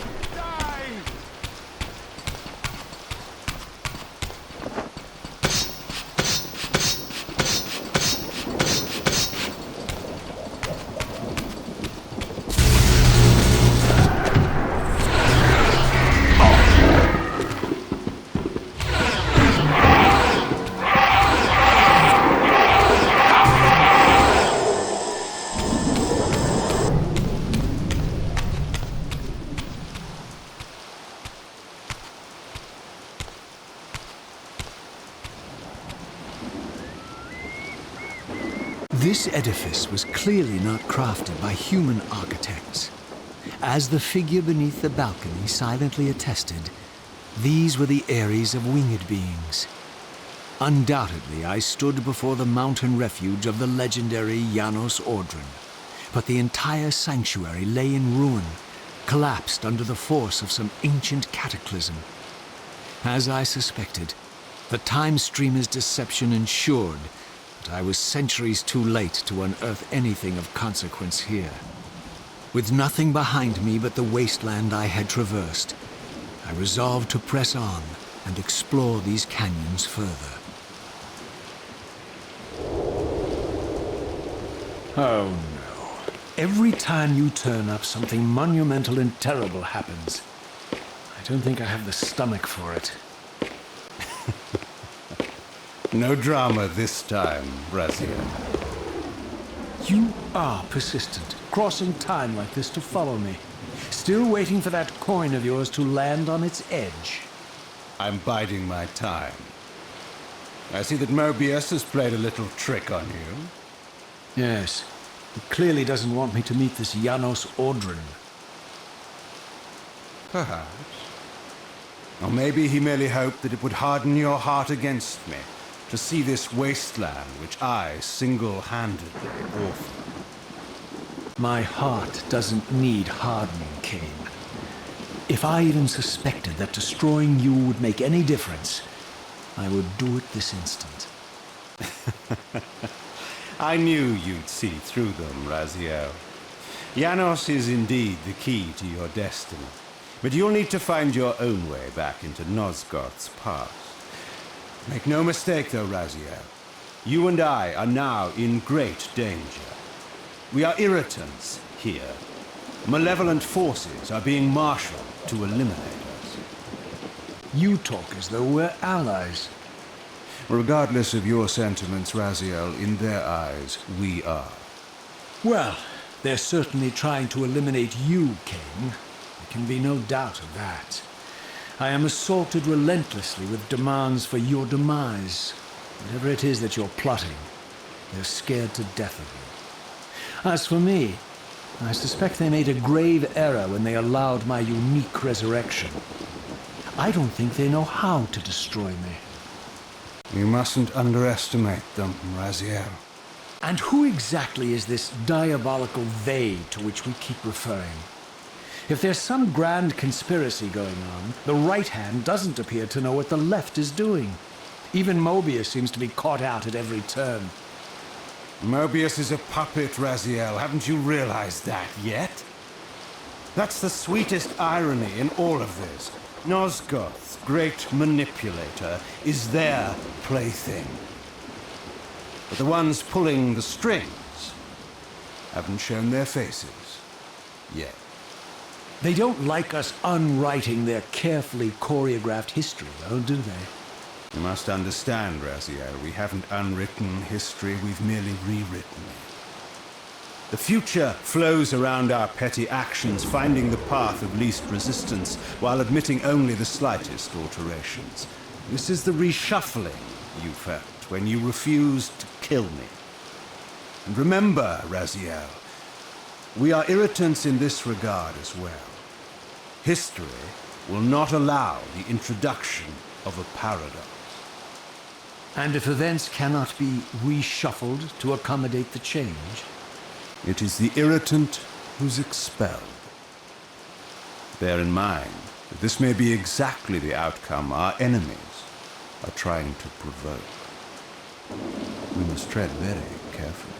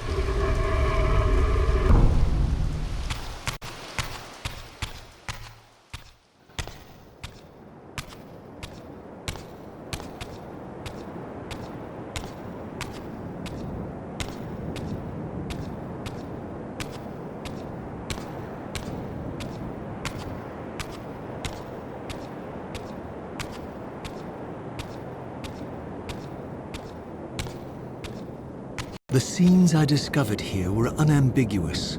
This race of winged beings, the architects of the pillars and the creators of the Reaver, were Nosgoth's first vampires. Their bloodthirst appeared to be a curse inflicted upon them by their vanquished enemies. These images confirmed the truths that Kain had divulged to me, but I had been too incredulous to accept. I struggled in vain to see how the pieces fit together, how Kain intended to escape the dilemma of his destiny, and what role he had plotted for me, and why Mobius and the dark powers with which he seemed to be allied were so desperate to see Kain dead, and so intent on me being the instrument of his execution.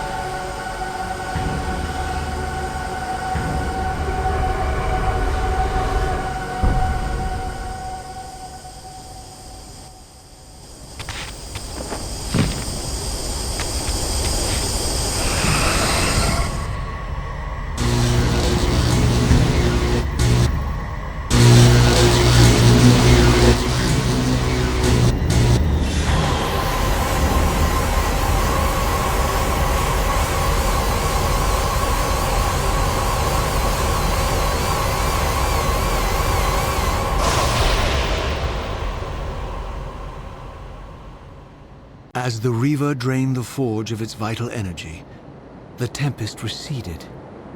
I recovered myself and paused to admire my newly forged weapon, now imbued with the elemental power of air. Thus armed, I hoped that I now finally possessed the means to escape this wasted land.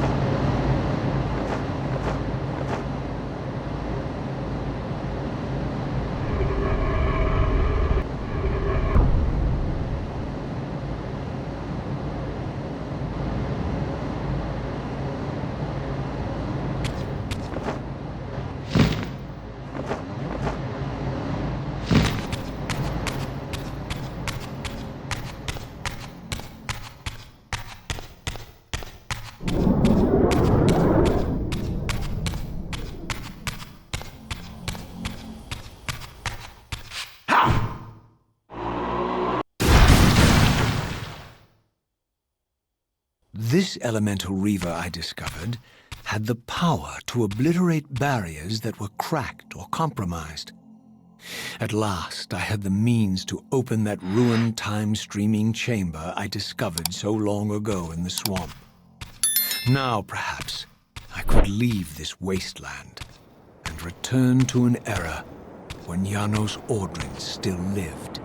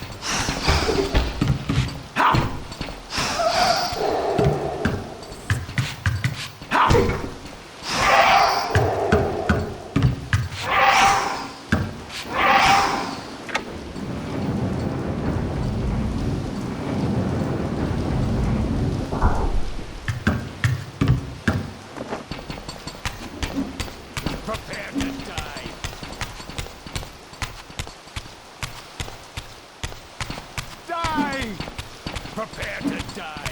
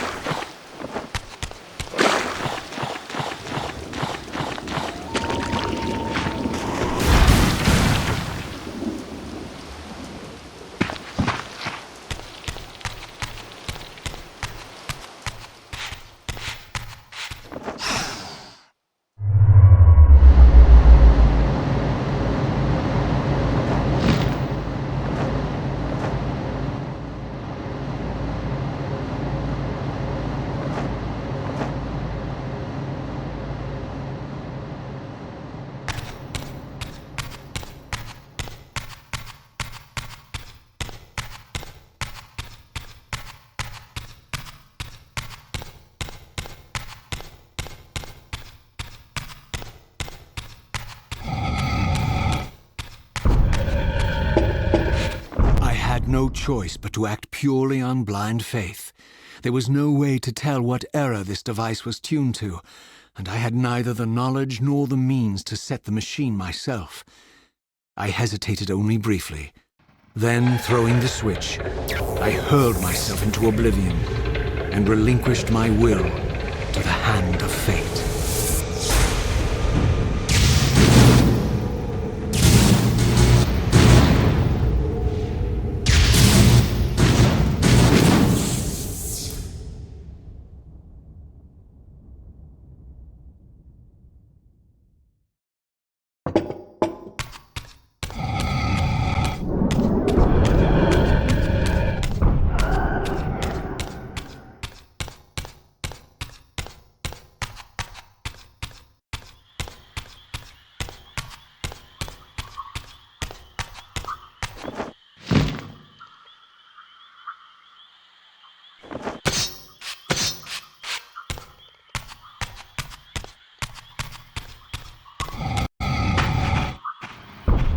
Beyond all hope and against all probability, it seemed that the device had unerringly delivered me to the era I sought. For these were Sarafan banners, and these vampires apparently the victims of their crusade. The coincidence seemed too convenient to naively ascribe to fate. But whether my opportune arrival had been orchestrated by Mobius or some other influence, I didn't know. If Janos Audrin still lived, I would find him. But I was wary of further deception and resolved to tread carefully.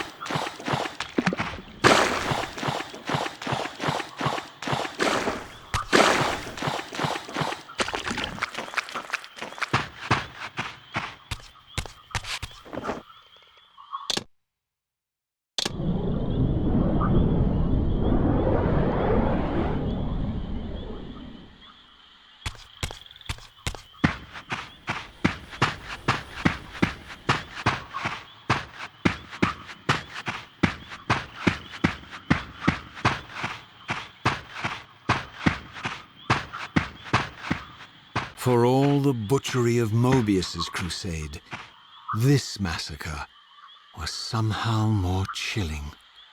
The killing fields of the Sarafan betrayed a kind of orderly ruthlessness, the cold-blooded righteousness of the true believer.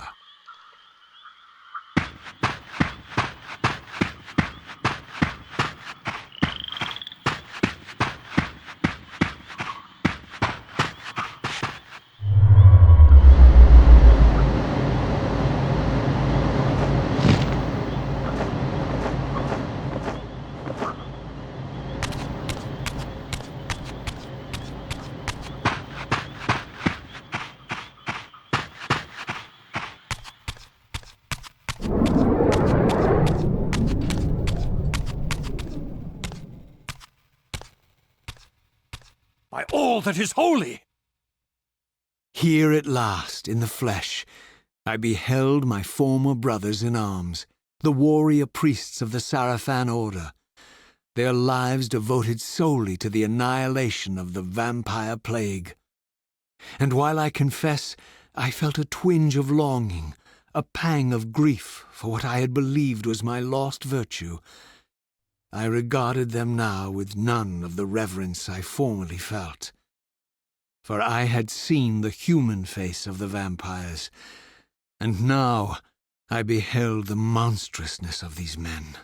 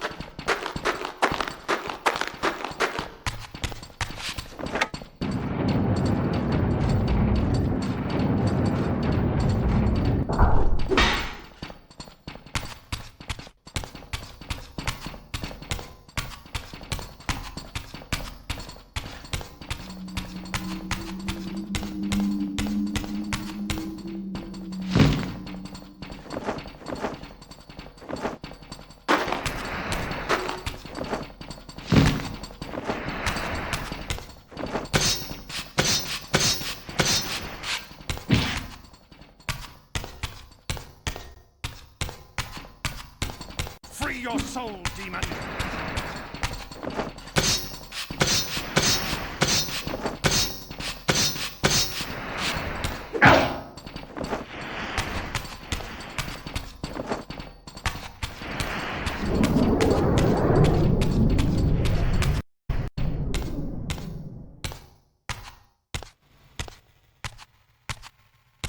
After my long journey, I finally stood on the threshold of enlightenment. For here was Janos Audrin's mountain retreat, intact and unblemished. The upheaval that would one day topple this ancient edifice had not yet occurred. And while I had no certainty that Janos still lived, this scene boded well, for I presumed that the collapse of the retreat must have followed the ancient vampire's demise. There was only one obstacle. How to reach the balcony suspended at that maddening height, so far beyond my reach. For this was the architecture of winged creatures, and the tattered ruins of my wings were of no use. I would need to devise some other means into that mountain.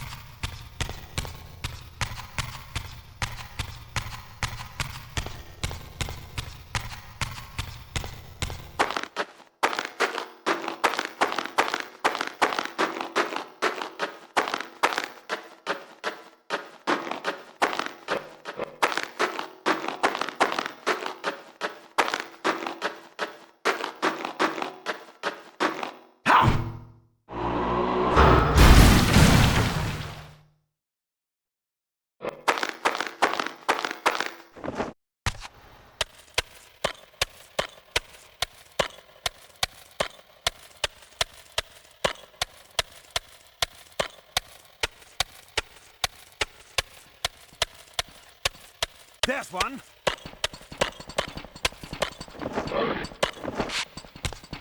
Return to hell!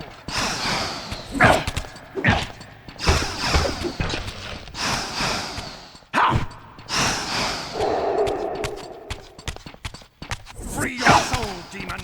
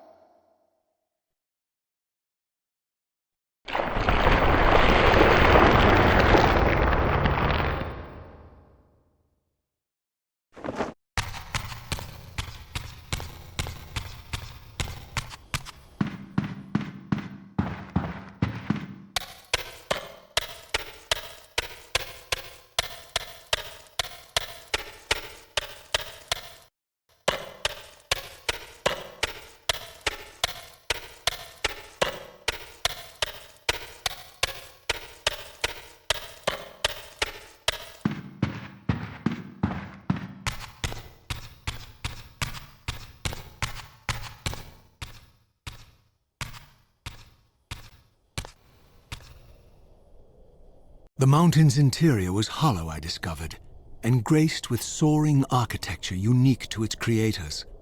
As with the outer facade, these balconies and galleries could only be reached by those gifted with flight. With only my ruined wings to carry me, this towering labyrinth seemed impassable, while the object of my quest lay just beyond my grasp. For here, suspended at the apex of the chamber, was the threshold that surely led to the great vampire himself. I didn't know whether Janos Ordran was the monster depicted in the stronghold, or one of the noble creatures memorialized among the ruins of the ancient vampires. And I didn't care. Demon or angel, he alone held the key to my destiny.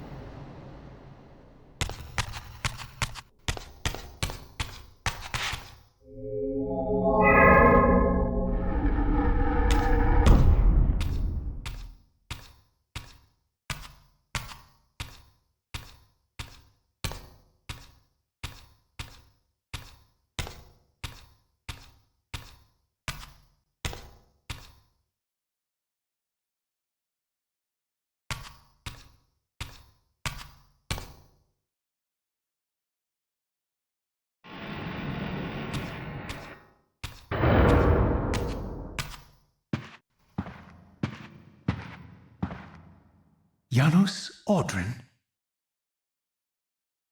It is heartening after all these years to hear my name spoken without contempt.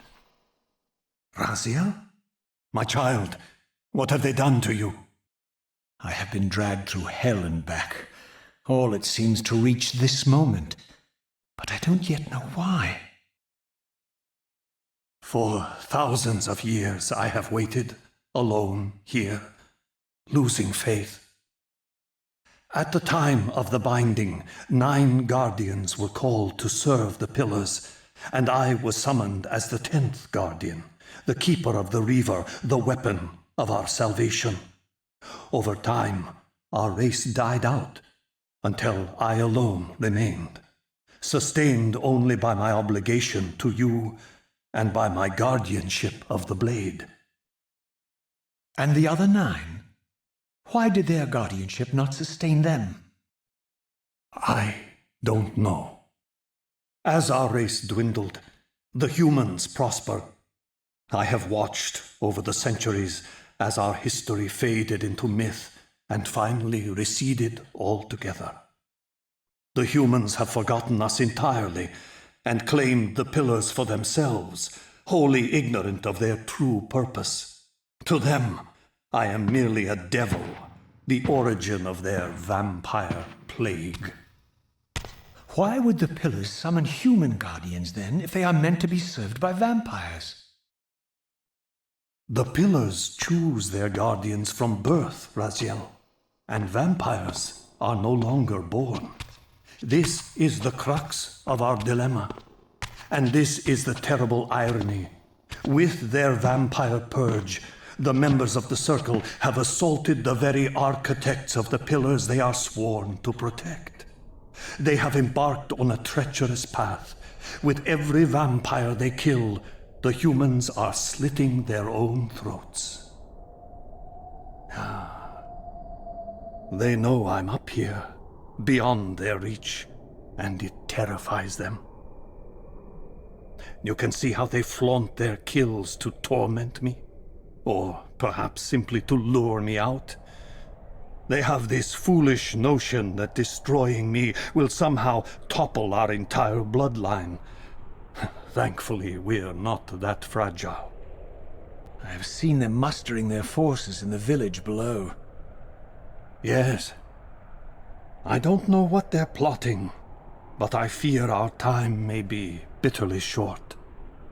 Mankind seems to have brought you only torment and grief. You must hate them. They fear what they don't understand, and they despise what they fear. But no, I do not hate them. Vorador does. He has suffered much. He cannot forgive them. Should they be forgiven? They don't understand what they're doing. They are simply unenlightened and vulnerable to manipulation. So, it's all true then, what Kain and Vorador have told me. I really am some kind of unholy vampire messiah. Unholy? No. Messiah, perhaps. I don't like that word. It smells of martyrdom. Raziel, your role in this world's destiny is more crucial and more benevolent than you've allowed yourself to believe. Your journey will not be easy. Dark powers are allied against you. But I think you already know this. You appear to have been cruelly tested. The binding must be secured, Raziel. The pillars are the lock. And the Reaver is the key. Yes. The Reaver is here. Why do I feel nothing? The most formidable weapon ever forged by our swordsmiths. They infused the blade with vampiric energy, empowering the Reaver to drain our enemies of their precious lifeblood. As Janos presented the blade, an inexplicable sense of dread crept over me, more palpable than anything I'd felt before. I was at once horribly repelled by the sword, and yet irresistibly compelled to touch it, to take it up. Please, take it away from me.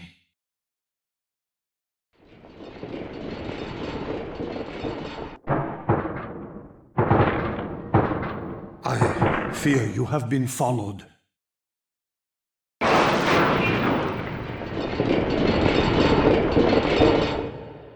You must save yourself, Raziel. Janos! No!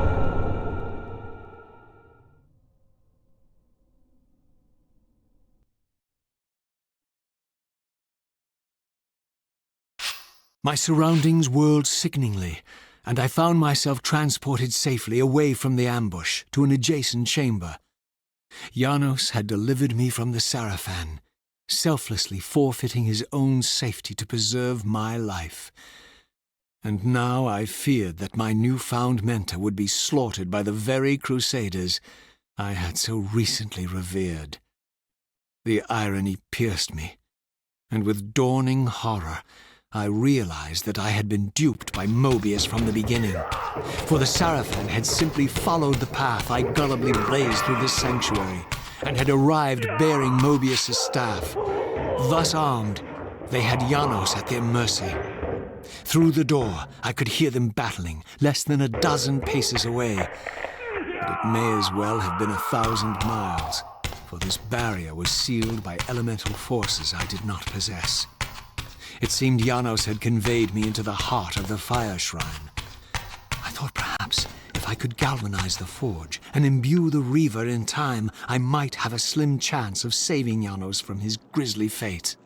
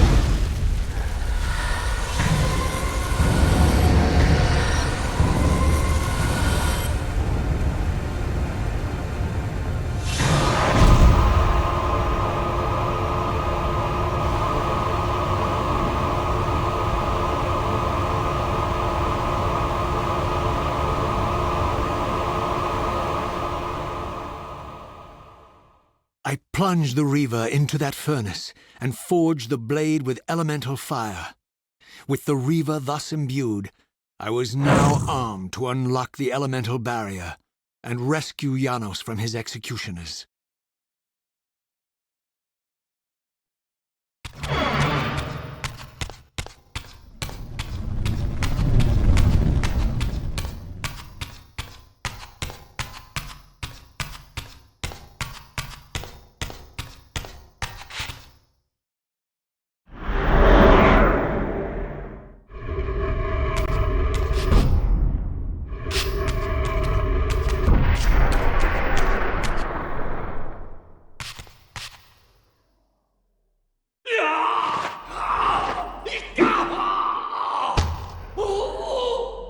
Hold him!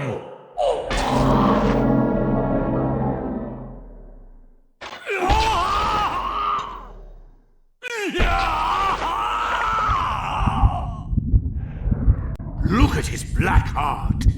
How it still beats!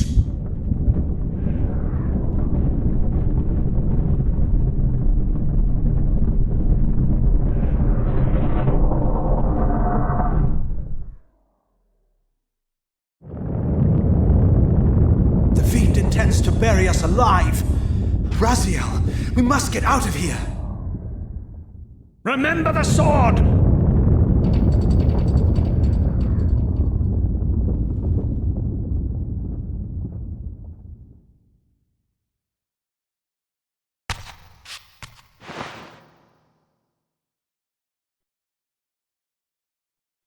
Forgive me. I'm sorry. I failed you. No, Raziel. Perhaps this was my true purpose. simply to save your life this once. While I have taken yours. Embrace your destiny, Raziel. You must reclaim the Reaver. It was forged for you and you alone. Without it, there is no hope.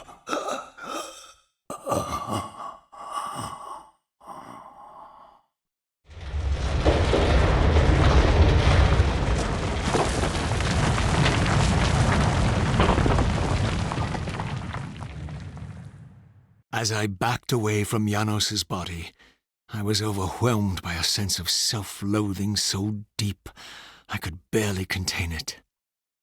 In that instant, I rejected all that I ever was, and embraced the role Janos had safeguarded for me so patiently throughout the centuries. I knew then what I had to do, the task for which I was uniquely prepared. I would pursue the Sarafan dogs to their loathsome fortress and avenge Janos Audrin's murder. Mobius would pay dearly for his treachery, and my Sarafan brethren would reap the horrors they had sown.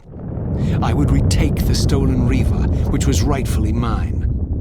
And finally, when all these debts had been paid, I would reclaim Janos Audrin's heart from their filthy, unworthy hands. If the heart was truly imbued with the power to restore vampiric unlife, its highest purpose was clear to me. I would restore the heart to Janos, and thus undo the vile crime committed by my abominable former self.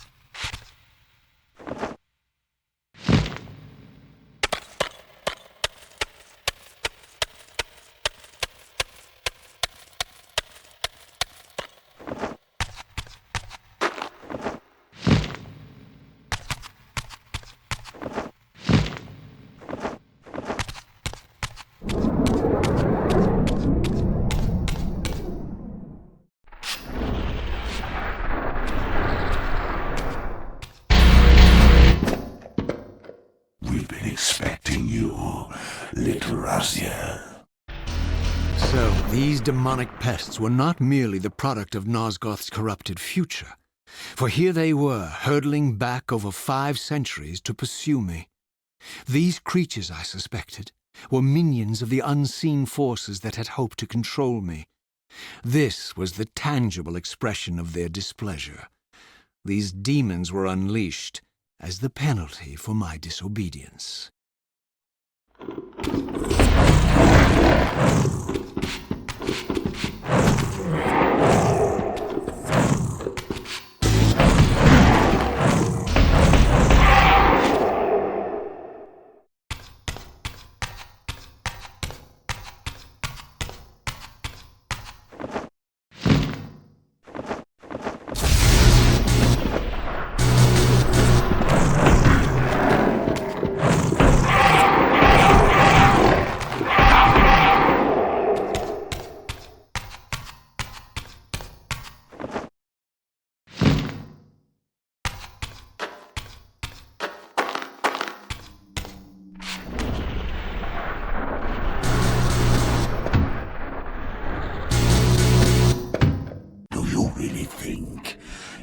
Save Nosgoth. Let me enlighten you, poor Raziel.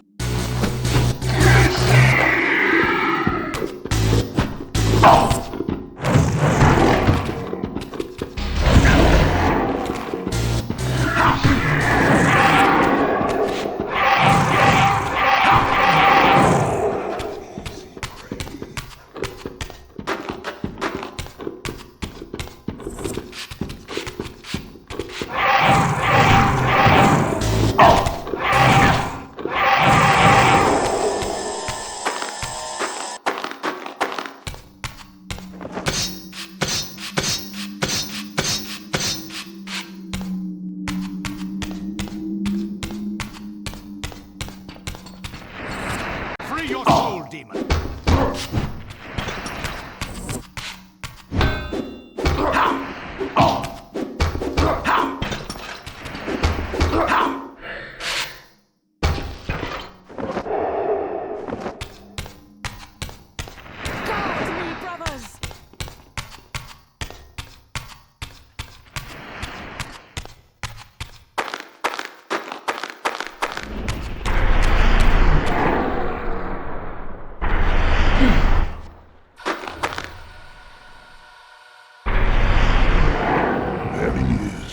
The savior of Nosgoth.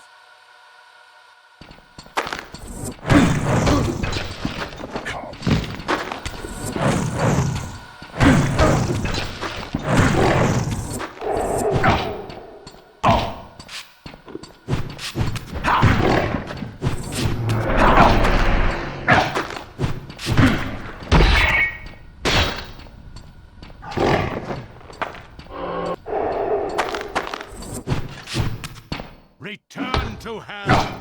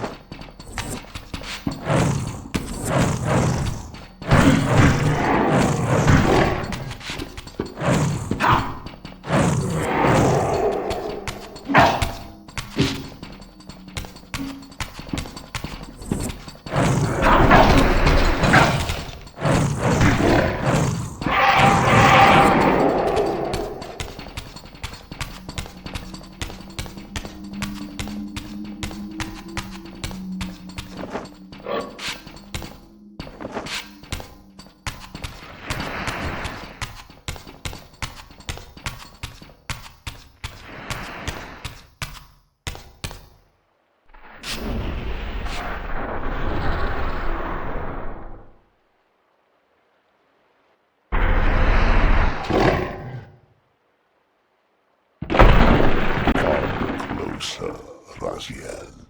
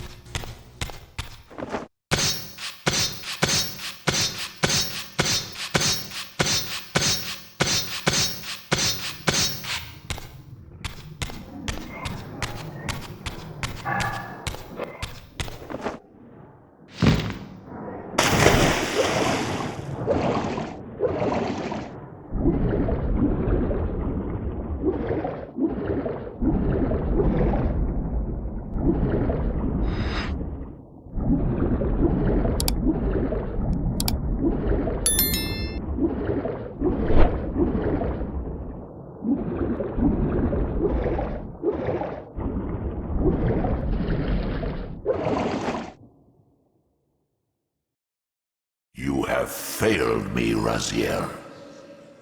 I wonder, Old One. Did you truly resurrect me, or were you simply there when I awakened from my torment in the abyss?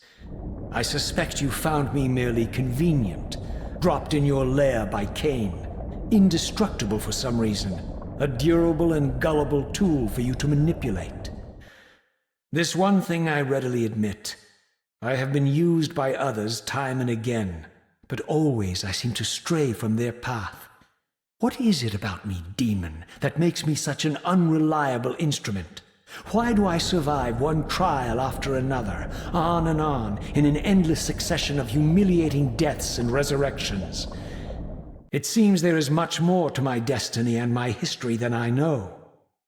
Perhaps more than you know as well.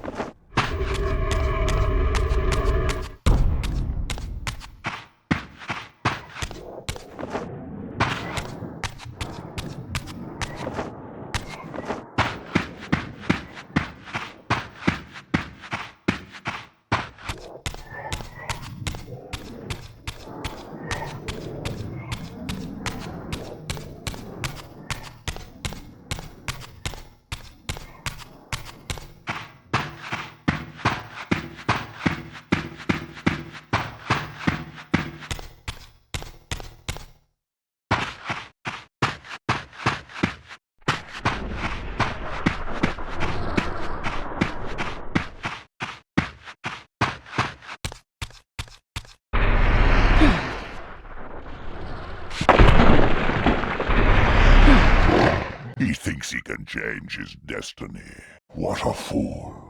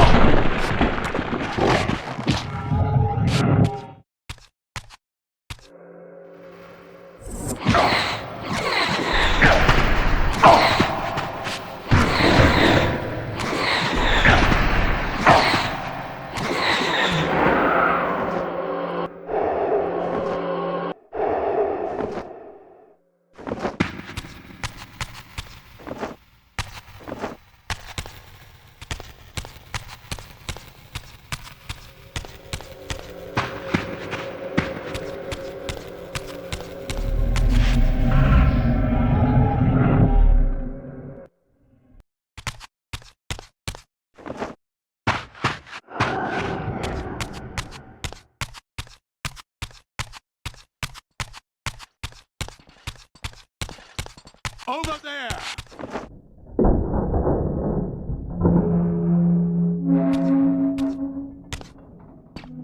Free your soul, demon!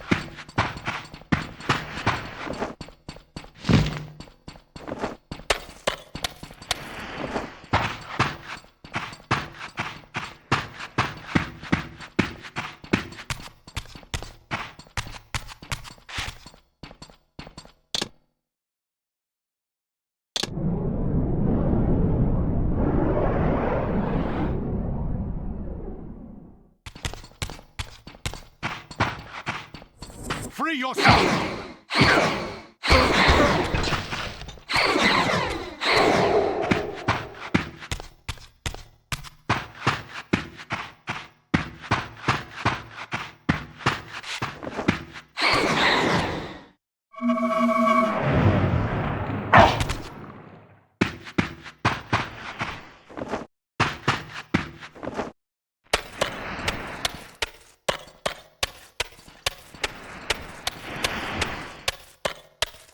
Guard me, brothers!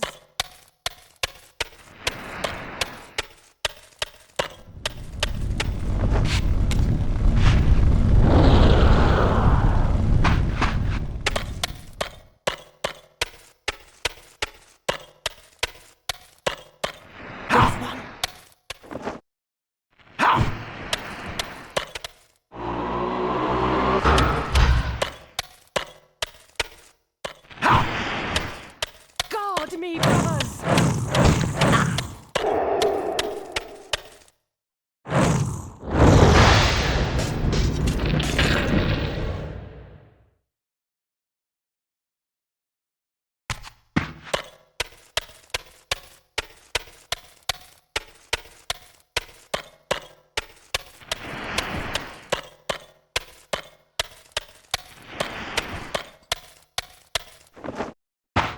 There's one!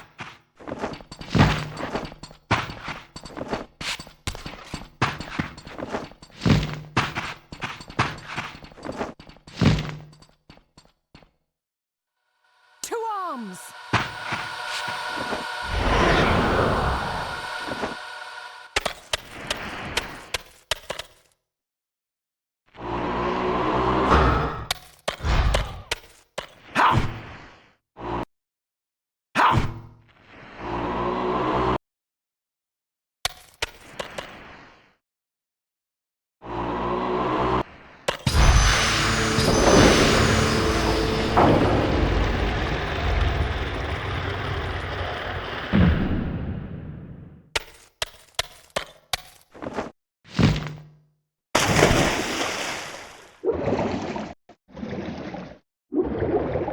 Seize him!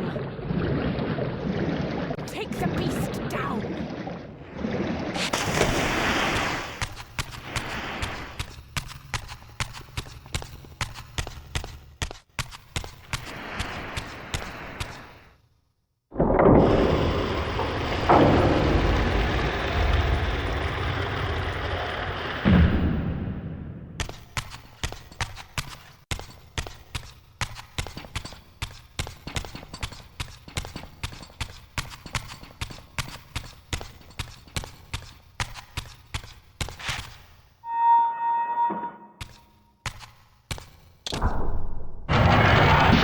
Seize him!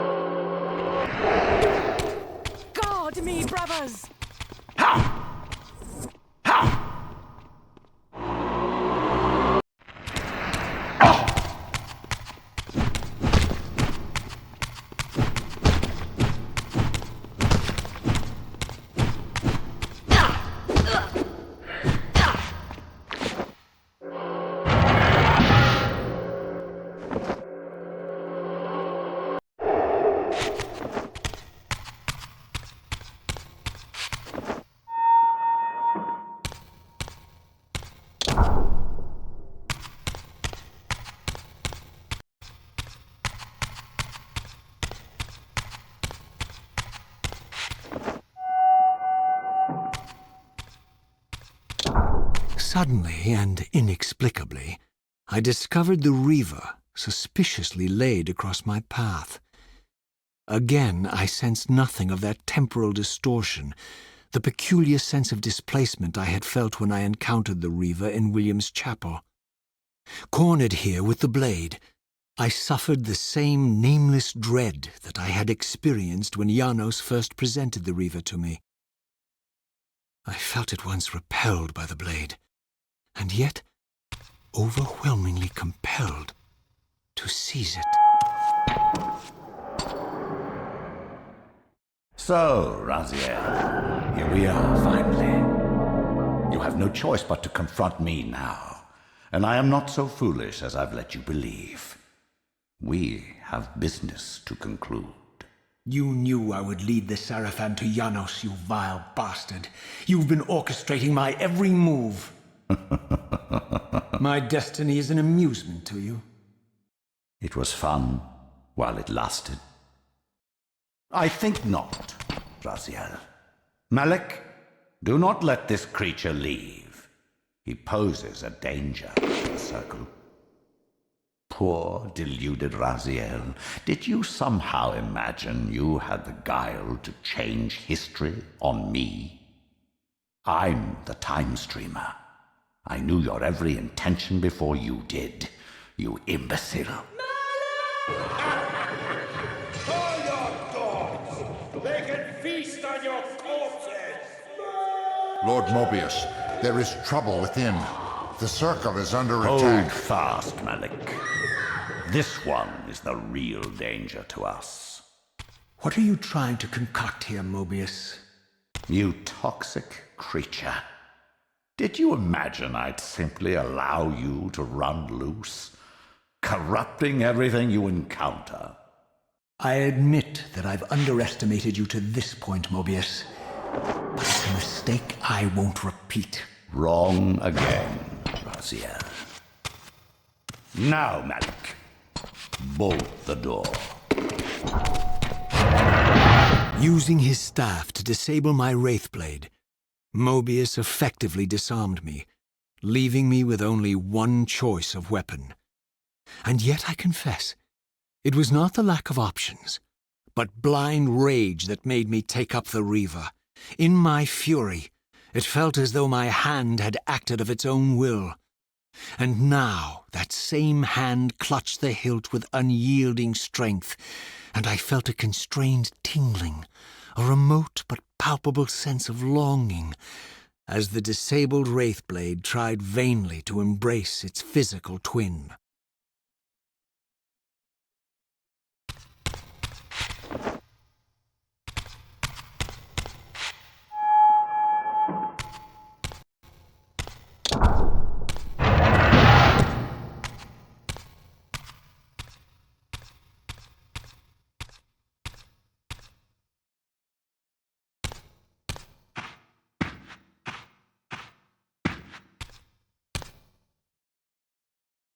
Come to take your revenge, demon? Back to hell with you! I recognize these two as my former brethren, in life as Sarafan, and in unlife as Kain's vampire sons. Melchiah and Zephon, the weakest of Kain's brood. These bastards had no idea what future lay in store for them, how they would become the very thing they so despised. The Reaver hummed with ravenous anticipation. Janos had called it a vampiric blade, endowed with the power to drain its victims of their life-blood. I was eager to see what the Reaver would do to these two.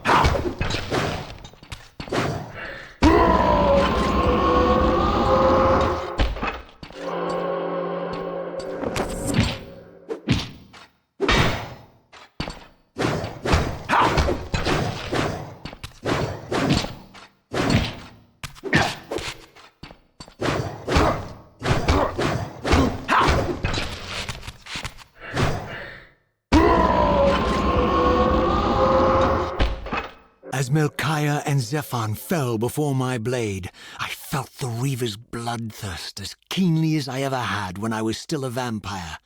I could sense the boundary between us dissolving. The Reaver was consumed with my rage, and I was intoxicated by its bloodlust. The blade had a vitalizing effect on me. My physical energy no longer decayed over time, and the wounds inflicted by my foes healed almost instantly. The Reaver had made me invincible.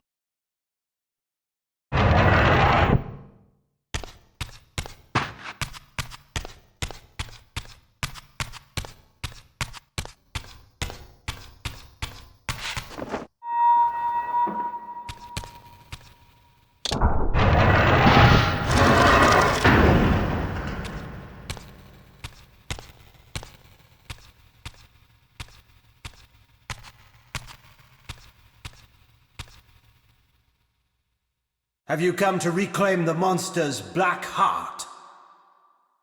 You'll have to get through us first. My former brethren, Dumah and Rahab, confronted me next.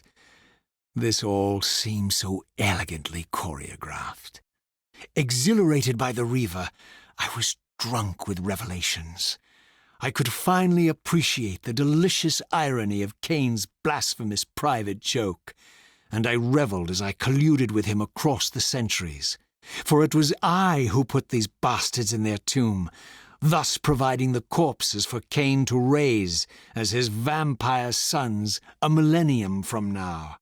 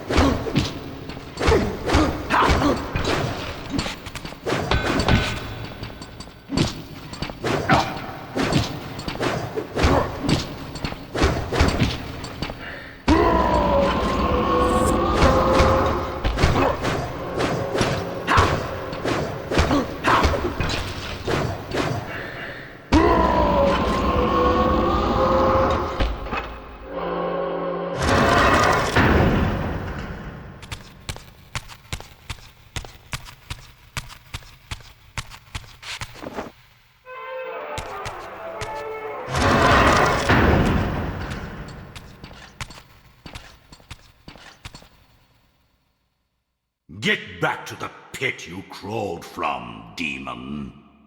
And here at last was my brother Turel, who along with Dumah would bear me into the abyss without questioning Kain's command. So dutiful and righteous, even as a vampire. I guess some habits die hard. The vampire Turel had eluded my vengeance. The Sarafan Turel would not.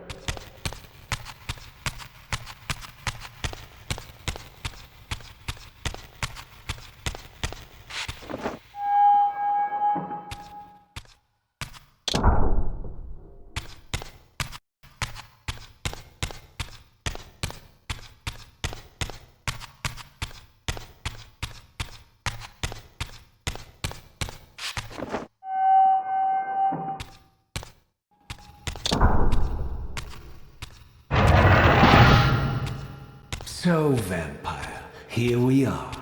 You've destroyed my brethren, and now you've come for me. You'll find I'm not such easy prey. I don't want to kill you, but I will if I must. Return the heart to me, and we can end this now. So, you've come to avenge that filthy parasite and reclaim his foul heart. You're a righteous fiend, aren't you? Apparently I am. No, vampire. This is where it ends, but you won't be leaving this room. Now, let's finish this. I'll make it mercifully quick. As you did for Janos?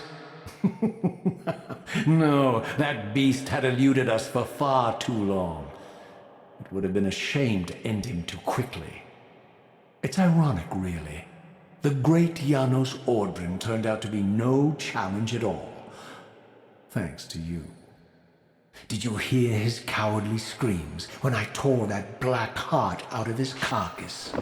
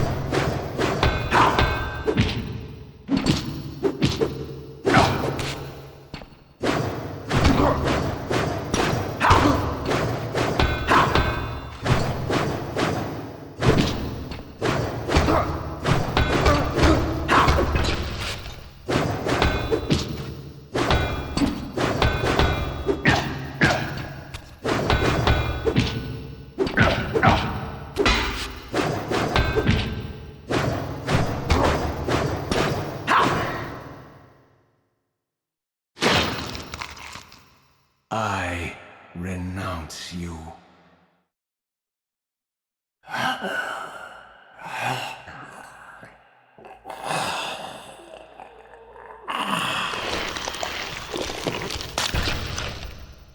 And so it ends. My history comes full circle.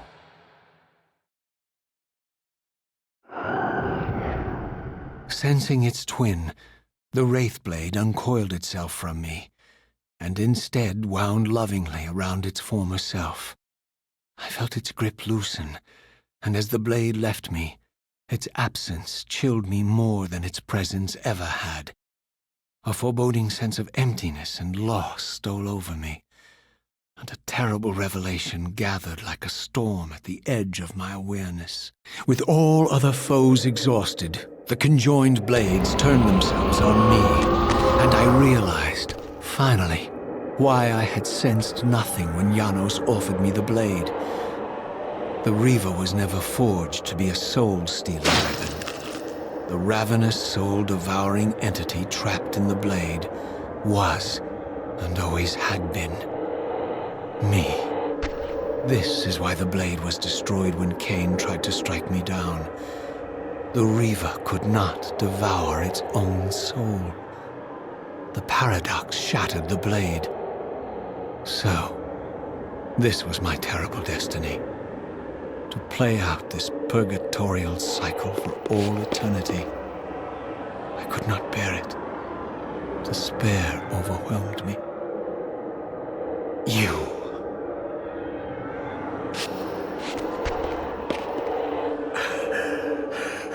Are you enjoying this game? Don't fight it, Raziel. Give into it. Was this your your destiny for me all along. Trust me. I felt myself weakening, unable to hold on any longer. The Reaver was too strong. The compulsion to simply let go, too great. And then, a growing sense of vertigo and the familiar displacement. The paradoxical moment when my twin soul hovered both outside and inside the Reaver blade. This was the instant, the glimmer of temporal distortion Kain had been counting on all along. This was the edge of the coin, the minute flicker of probability upon which Kain had gambled everything.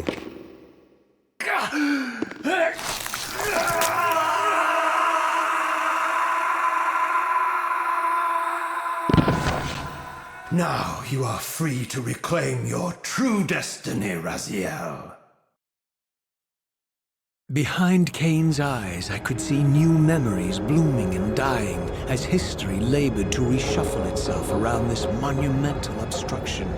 And I could see by the dawning horror on his face that perhaps we had strained history too far this time. That by trying to alter my fate, he may have introduced a fatal paradox. My God. The Hilden. We walked right into their trap. Raziel, Janos must stay dead. But Kain's warning was lost as I slipped into the spirit realm, too weak to maintain my physical form. And there, waiting for me as always, was the Reaver, the wraith blade, my own soul, twinned and bound eternally to me. And I realized that I could never escape my terrible destiny. I had merely postponed it. History abhors a paradox.